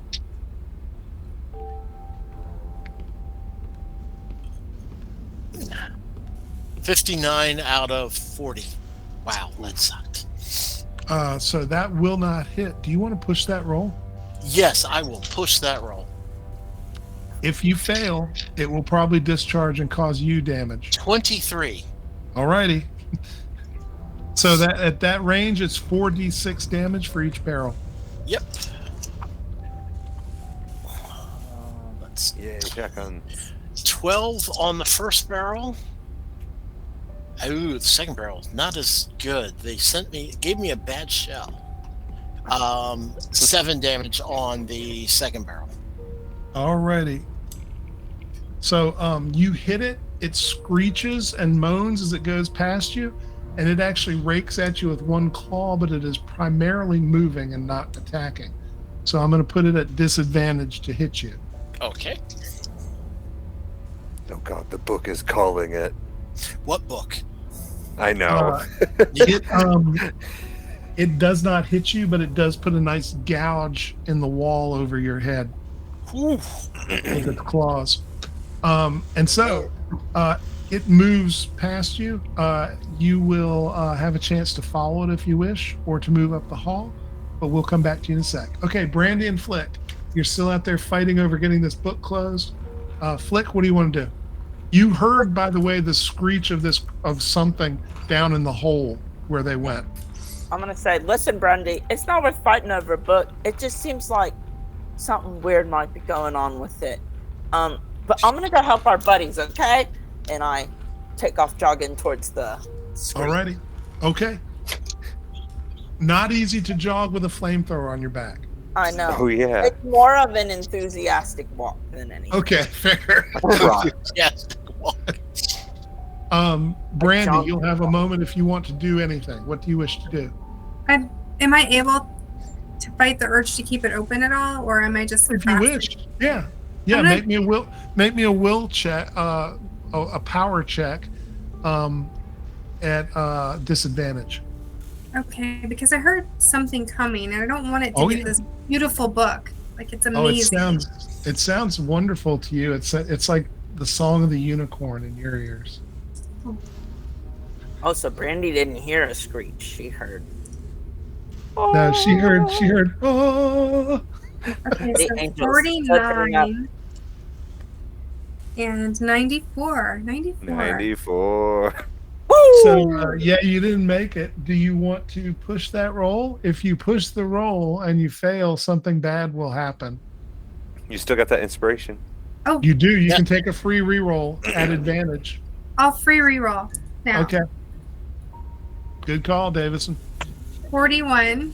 for that Okay. one. And 31. All right. And what's your power? 50. All righty. You can resist the urge if you wish to. Yep, I do. Okay. You're going to close the book? I am. Okay. And are you going to put it back in the oilcloth and seal it up? I am. Okay. So you begin doing that. Downstairs, Jazz, it's moving away from you quickly. What are you going to do? I'm going to reload the shotgun Okay. and ask Darren how deep the pit is. Looks to be about 15 or 20 feet deep there. about 15, 20 feet.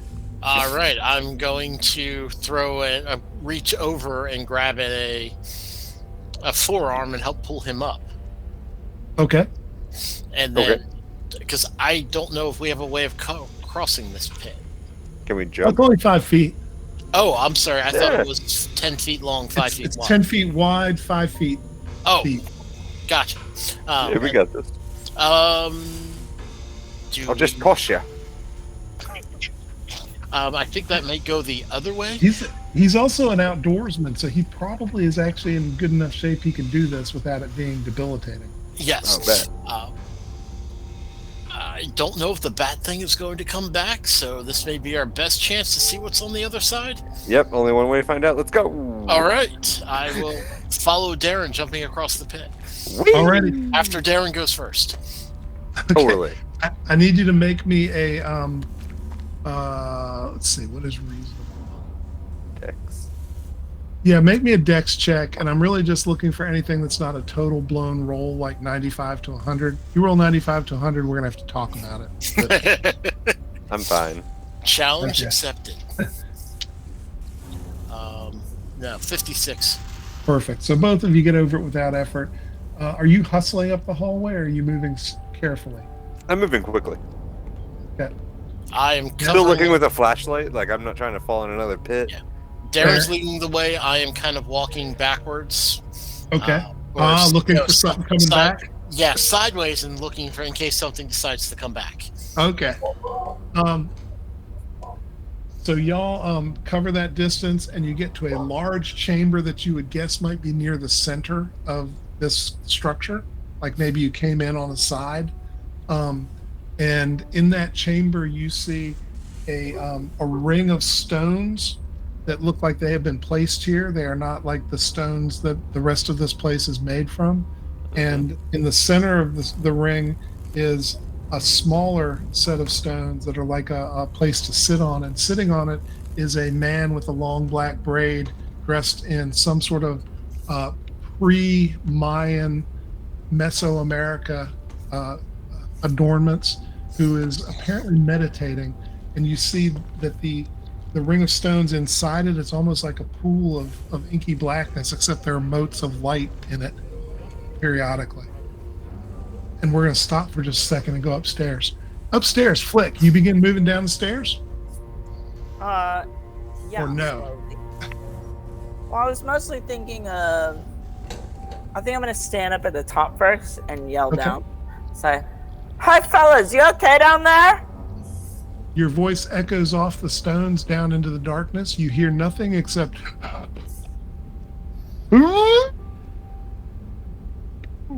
coming closer and moving fast. And you can hear the clattering of something hard on stone. I'm gonna take a step or two back and get my little flamethrower ready. Okay. I feel like something is heading this way, and I don't Something like that sounds like a Alrighty. constipated rhino. So as you look at the flamethrower, you realize this is not as simple as a gun. Like we watch guns on TV all the time. We have some idea what to do. Looking at this, it's like looking at an archaic machine that you've never operated. So I need you to make a, I'll ask the forklift driver real quick. What's the skill that lets you operate machinery? Operate heavy machinery. Is there one that lets you like not fix and repair machines, but something that's like understanding it? Electrical repair, mechanical repair. That's good. Yeah, let's go for mechanical repair, and I'll give you advantage because it's not completely a secret, but it is not as obvious as a gun is. Okay. You got this, my dude. Maybe I will be blessed, my dudes. That one was not blessed. Let's try that again. Oh, yeah, I got a 9 out of 10. Alrighty. All So right.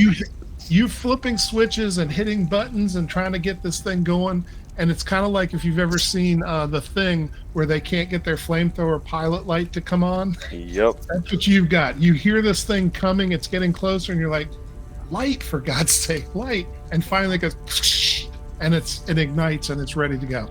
Alrighty. Brandy, you see Flick standing over there as you are putting this book together. You've almost got it tied off. Okay? Okay. You hear something coming up the stairs making an ungodly sound. It sounds like a whole herd of horses being like tortured simultaneously.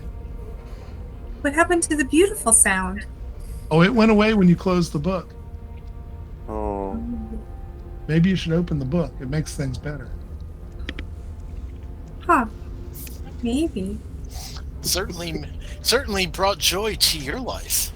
Downstairs, so this circle of stones is about 20 feet across, and so it's about 9 feet to the person sitting there in the center of it. And as you come into the room carefully, Darren, his eyes pop open, and he begins speaking in really old style Spanish to you, or just in general. Do I understand any of it? It is words that you understand, but that don't make sense together. Words that are like engulf this enemy in flames and rot his bones. Take them as tribute. Okay. So, Darren, what you gonna do? I'm going to sprint at this guy. Okay. And I mean, if he's not going to move, Remember, it looks like he's sitting in a pool of. He's sitting at the center of a pool of inky black water with white motes in it. but he's on a little like He rock is. thing, right? He is. It's Yeah. only about 3 feet across his thing, so there's not a lot of space there. Yeah, If you're I'm gonna jump If you're gonna and jump try to at hit him, him. okay. If you're gonna jump at that, you're gonna have to stick the landing. That's all. I I'm can saying. do that. Okay. So you're leaping the 8 feet, and you're gonna try to stick the landing. Yep. Okay. Running jump. Okay, you take off running. Jazz, you come emerge into the room as you see what's going on, and you see Darren take off running at this guy. What are you going to do? I am going to cover the door. I'm going to sweep the room. Make sure there's not anything else. There does not appear to be anything else. Good. Then I am going to cover the entrance. I assume there is only the one entrance exit. There is another entrance exit opposite you. Okay. I am going to cover this one, and I'm going to kind of stand sideways and look like this and watch the train wreck about to unfold. Okay, fair enough. Darren, you take off and you leap. As we You're just come not back daring to, enough. as we come back to Flick at the top of the stairs, who's finally got his pilot light on, and Flick, you see this massive bat-like head come emerging up out of the stairwell with these rippling muscular shoulders and these claws that look like they could be made of steel. This thing's easily 12 feet tall. It could probably bite your head clean off with one try. And as it's moving, you can see it's looking back and forth, and it's got teeth that are actually so primal that they actually don't even fit well in its mouth. It's like they've grown beyond what the mouth can accommodate. What are you going to do? Oh, you see this too, Brandy. Oh, sanity check for Flick and for Brandy. Oh gosh. Jazz, you got by with that one because it was mostly dark and it was moving so quick you didn't really see for real. I wasn't looking at all. Exactly. What'd you get, Brandy? 23. I think I made Brandy, you finally made one. one. Flick. I got 24. Alrighty. And Flick, you also made it. You do both take a little tiny bit of sanity loss, but you are not frozen. You might be afraid. That would be legitimate. But you are not frozen in fear. So, Flick, what are you going to do? I think I'm just gonna instinctually start shooting fire at it. Okay. Make me a whatever your gun skill is. I assume you've got a gun skill of some sort. If not, it's 25%. Yeah.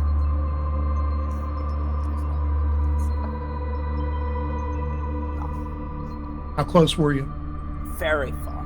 I got Okay. 81. So do you want to push the roll? If you push the roll, something terrible could happen. Like you could misfire the thing and be engulfed in flame. But if you make the roll, you could also be successful. No, that's okay. I'll skip. Okay. All right. It moves past you as you're unable to hit it. You know, a thing of fire erupts near it, but it moves past you right towards Brandy. Brandy, what are you going to do? So when we opened the box, was there any like latch to it or anything, or did it just open? Talking about the steamer chest? Yeah. Yeah, that had latches. I broke the lock on it though. Yeah, the lock is gone, but there are latches still that are just regular. It's moving towards you, Brandy. I'm gonna try to run around.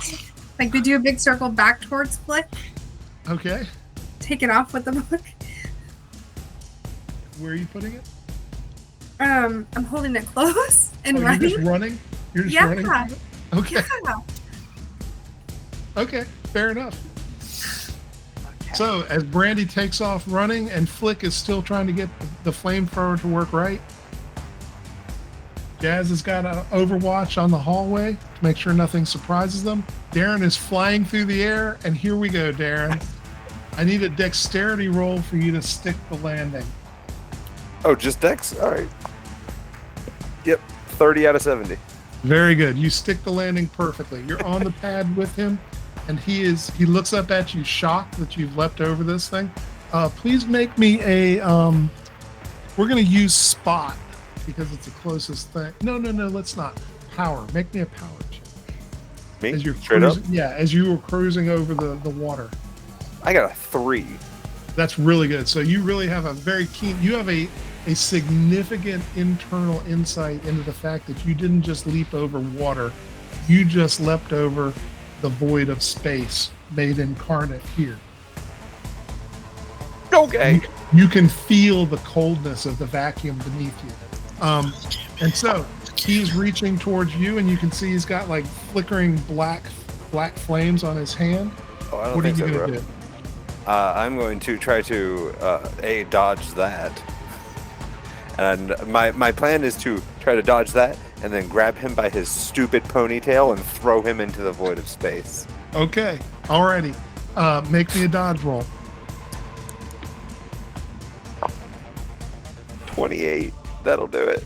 That does it? Okay. Yep. These So, dice are gonna give up on me eventually. Yes. You are incredibly lucky because you realize his hand went right to where your heart is. Did roll an 07. So he probably would have crisped you where you are, but you're successful at He was trying to dodging. Indiana Jones me, Temple of He Doom did, style. absolutely. So I need you to make your ponytail attack, but you're going to be at disadvantage because of the fact that you did dodge already. That's fair. Nah, I got an 87.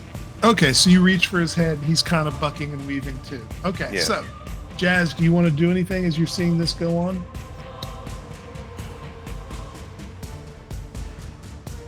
Yes, I am going to take the hunting knife that I have and throw it at Mr. Ponytail Guy. Get closer Alrighty. and throw it at him. Throw away. That's gonna be so cool.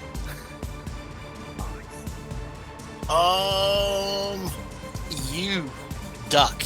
92 out of 40. Ooh, you want to push it? If you succeed, you'll hit him. If you fail, you might hit Darren. That's okay. Then I'll have a knife. Stuck Sure, in you. I'll push it. Stuck in you, Darren. That's okay. I'll have a knife. 18.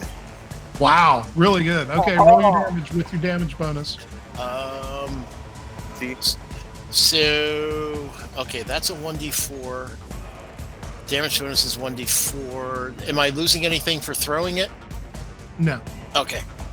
So, 3, 6, and so total of 6. Alrighty, nicely done. Yeah, it sinks into him deep, and he grunts. Upstairs, Brandy, please make me a dexterity roll as you run and run. Oh no. His dexterity roll is a 77 against 60, so he failed by 17. What do you do? I got a 17 on the dice, and my dex is a 50. Alrighty, good. So you're actually able to weave and duck in between trees and the car, and making it hard for him to follow you. But follow you he is. Flick, what are you doing? Okay. This thing's not standing still, so you're going to have to run after it with your flamethrower if you're going to try to hit it. Is there a way to set up the flamethrower so it's just on and I just set it somewhere? Sure, you could pin the handle. I mean, you don't know how long it'll continue to produce flame that way. Brandy's running towards me. Yeah.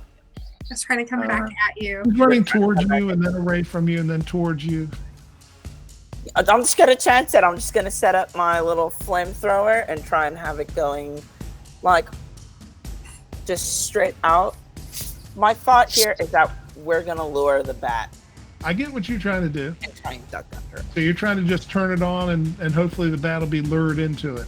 Hopefully we can get it to chase us into it, and it's much bigger than we are. Okay. I'm gonna come with you, Brandy. Don't worry. So Brandy does her run and brings it within range. Make me your 2-hit roll, Flick. Make me your attack roll. This would just be It's whatever your best gun skill. Whatever okay, your my best gun gun is skill. 25, and I got a 6. So Alrighty. So yeah, you do hit it. Please roll 3d6. 3d6. burn, baby, burn, burn, burn, burn, baby, burn. That's a 10. Nice. It screeches. It's like,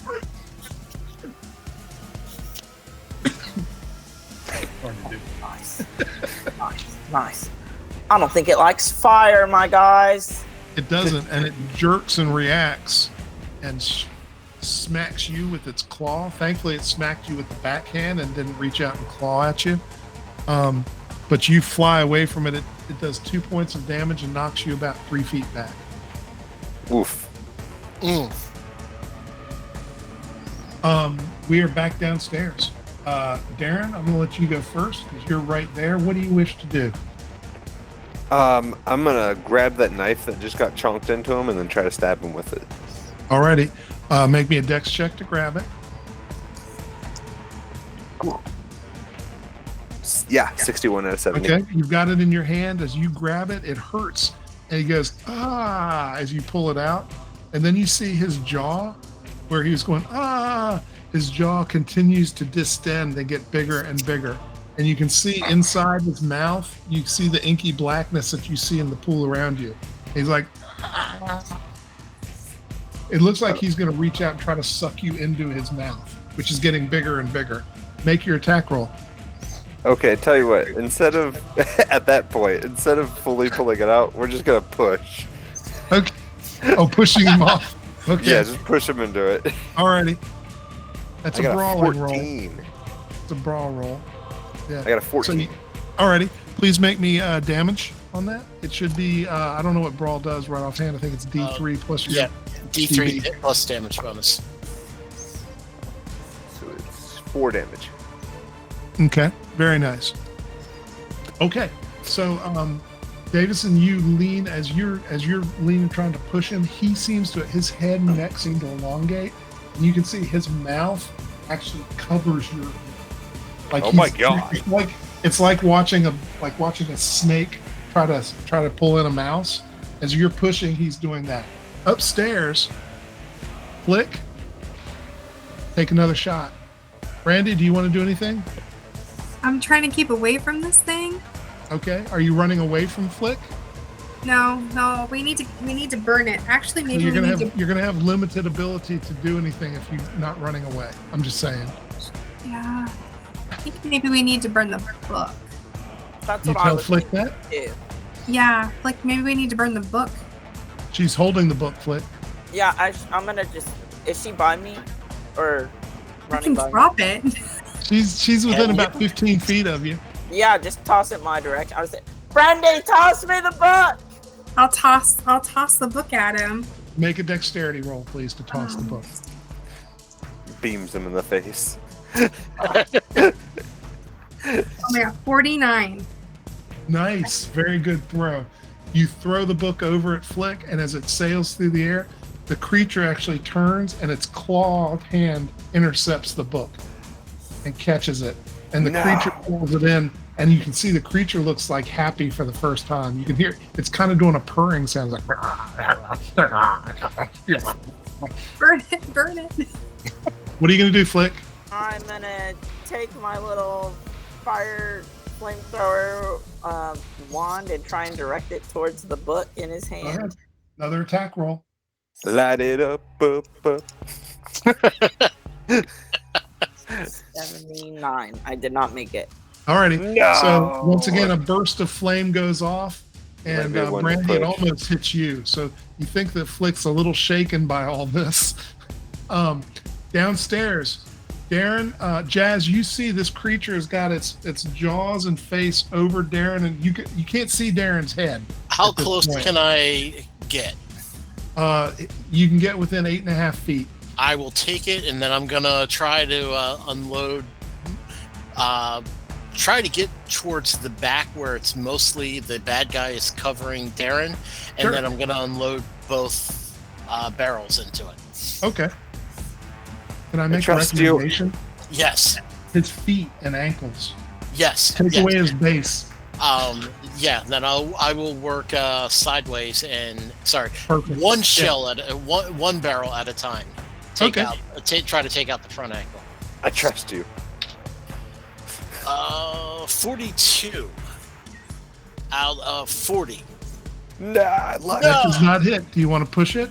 Yeah, Oh, let we me. can't use luck. You can't use luck, so let me push it. So Try to if you stay- push it and succeed, you succeed. If you fail, you will hit at least Darren and maybe both. You got depending on how this. the push goes. 34 out of 40. Alrighty, you push it and succeed. Roll me your damage. I think from that range it becomes. I think it's still 4d6. It's still at that range. 46, yeah. Yeah. Yeah. 16. Alrighty. Nice. So beautiful. So you blow his ankle basically off, and he begins to lean because he no longer has a good base.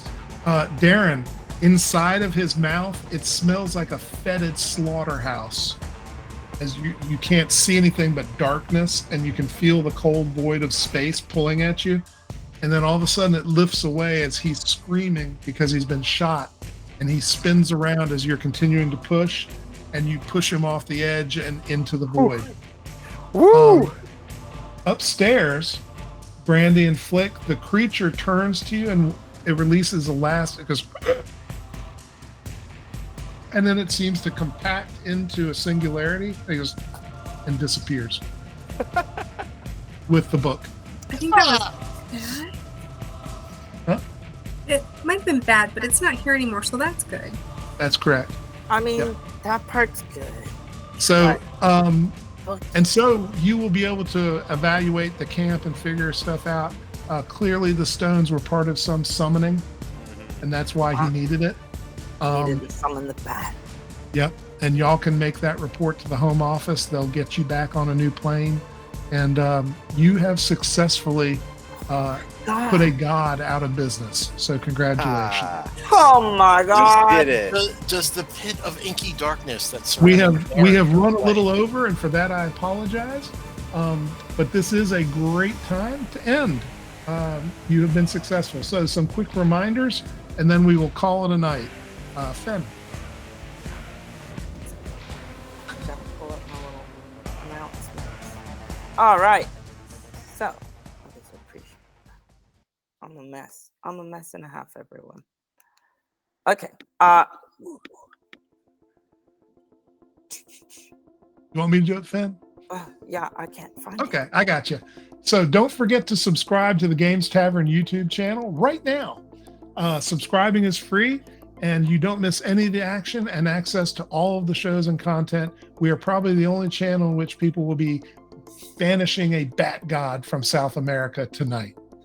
Your likes and positive comments on videos helps us with future adventures and helps people find out about the show.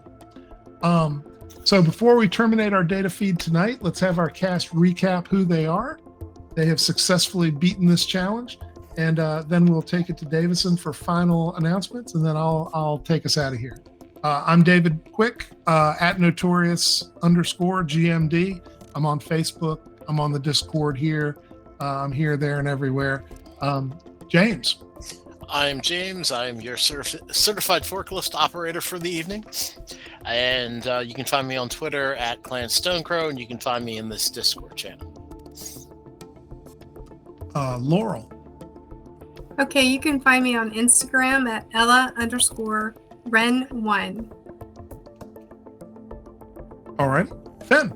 On next, hello everyone. My name is Fenn Bowman. I played Flick Baggins, your paranormal investigator extraordinaire.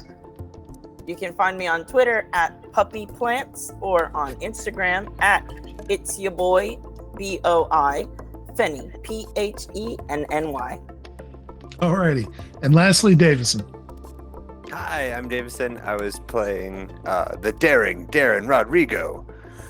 If you want to follow me, I'm on Instagram at Davison's Beard. Alrighty. And you've got the goodbye announcements, Davison. All right. Ba-da-ba-da-boo. Big shout out to Omega Control, our technical specialist, Jack Kelling. Don't forget to take a look at Dirty Deeds on Wednesday, Whiskey, Magic, and Destruction on Thursday. Side note, our own keeper, David, will be GMing Whiskey, Magic, and Destruction this Thursday, and this will be his last week DMing for that silly bunch. So make sure that you can check out how he D&Ds. Thank you for tuning in and helping us shape this event. We do this for you, and we look forward to your continued feedback and participation. Thank you. So next week, we are not sure what we're going to be doing. We've had some scheduling snafus. So feel free to tune in and see what we're up to. We may be running a game. We may be doing something else. We may pull together some of the brain trust and do something really interesting, like write a module together with audience participation. So we'll see. So until next week, I want to thank everyone again. This is a new cast. Not all new to the game for sure. Some of them go back a long way with me. Some of them are very new, and I congratulate all of you. You did a great job. So until next week, this is the Omega Files cast and crew signing off. Be seeing you.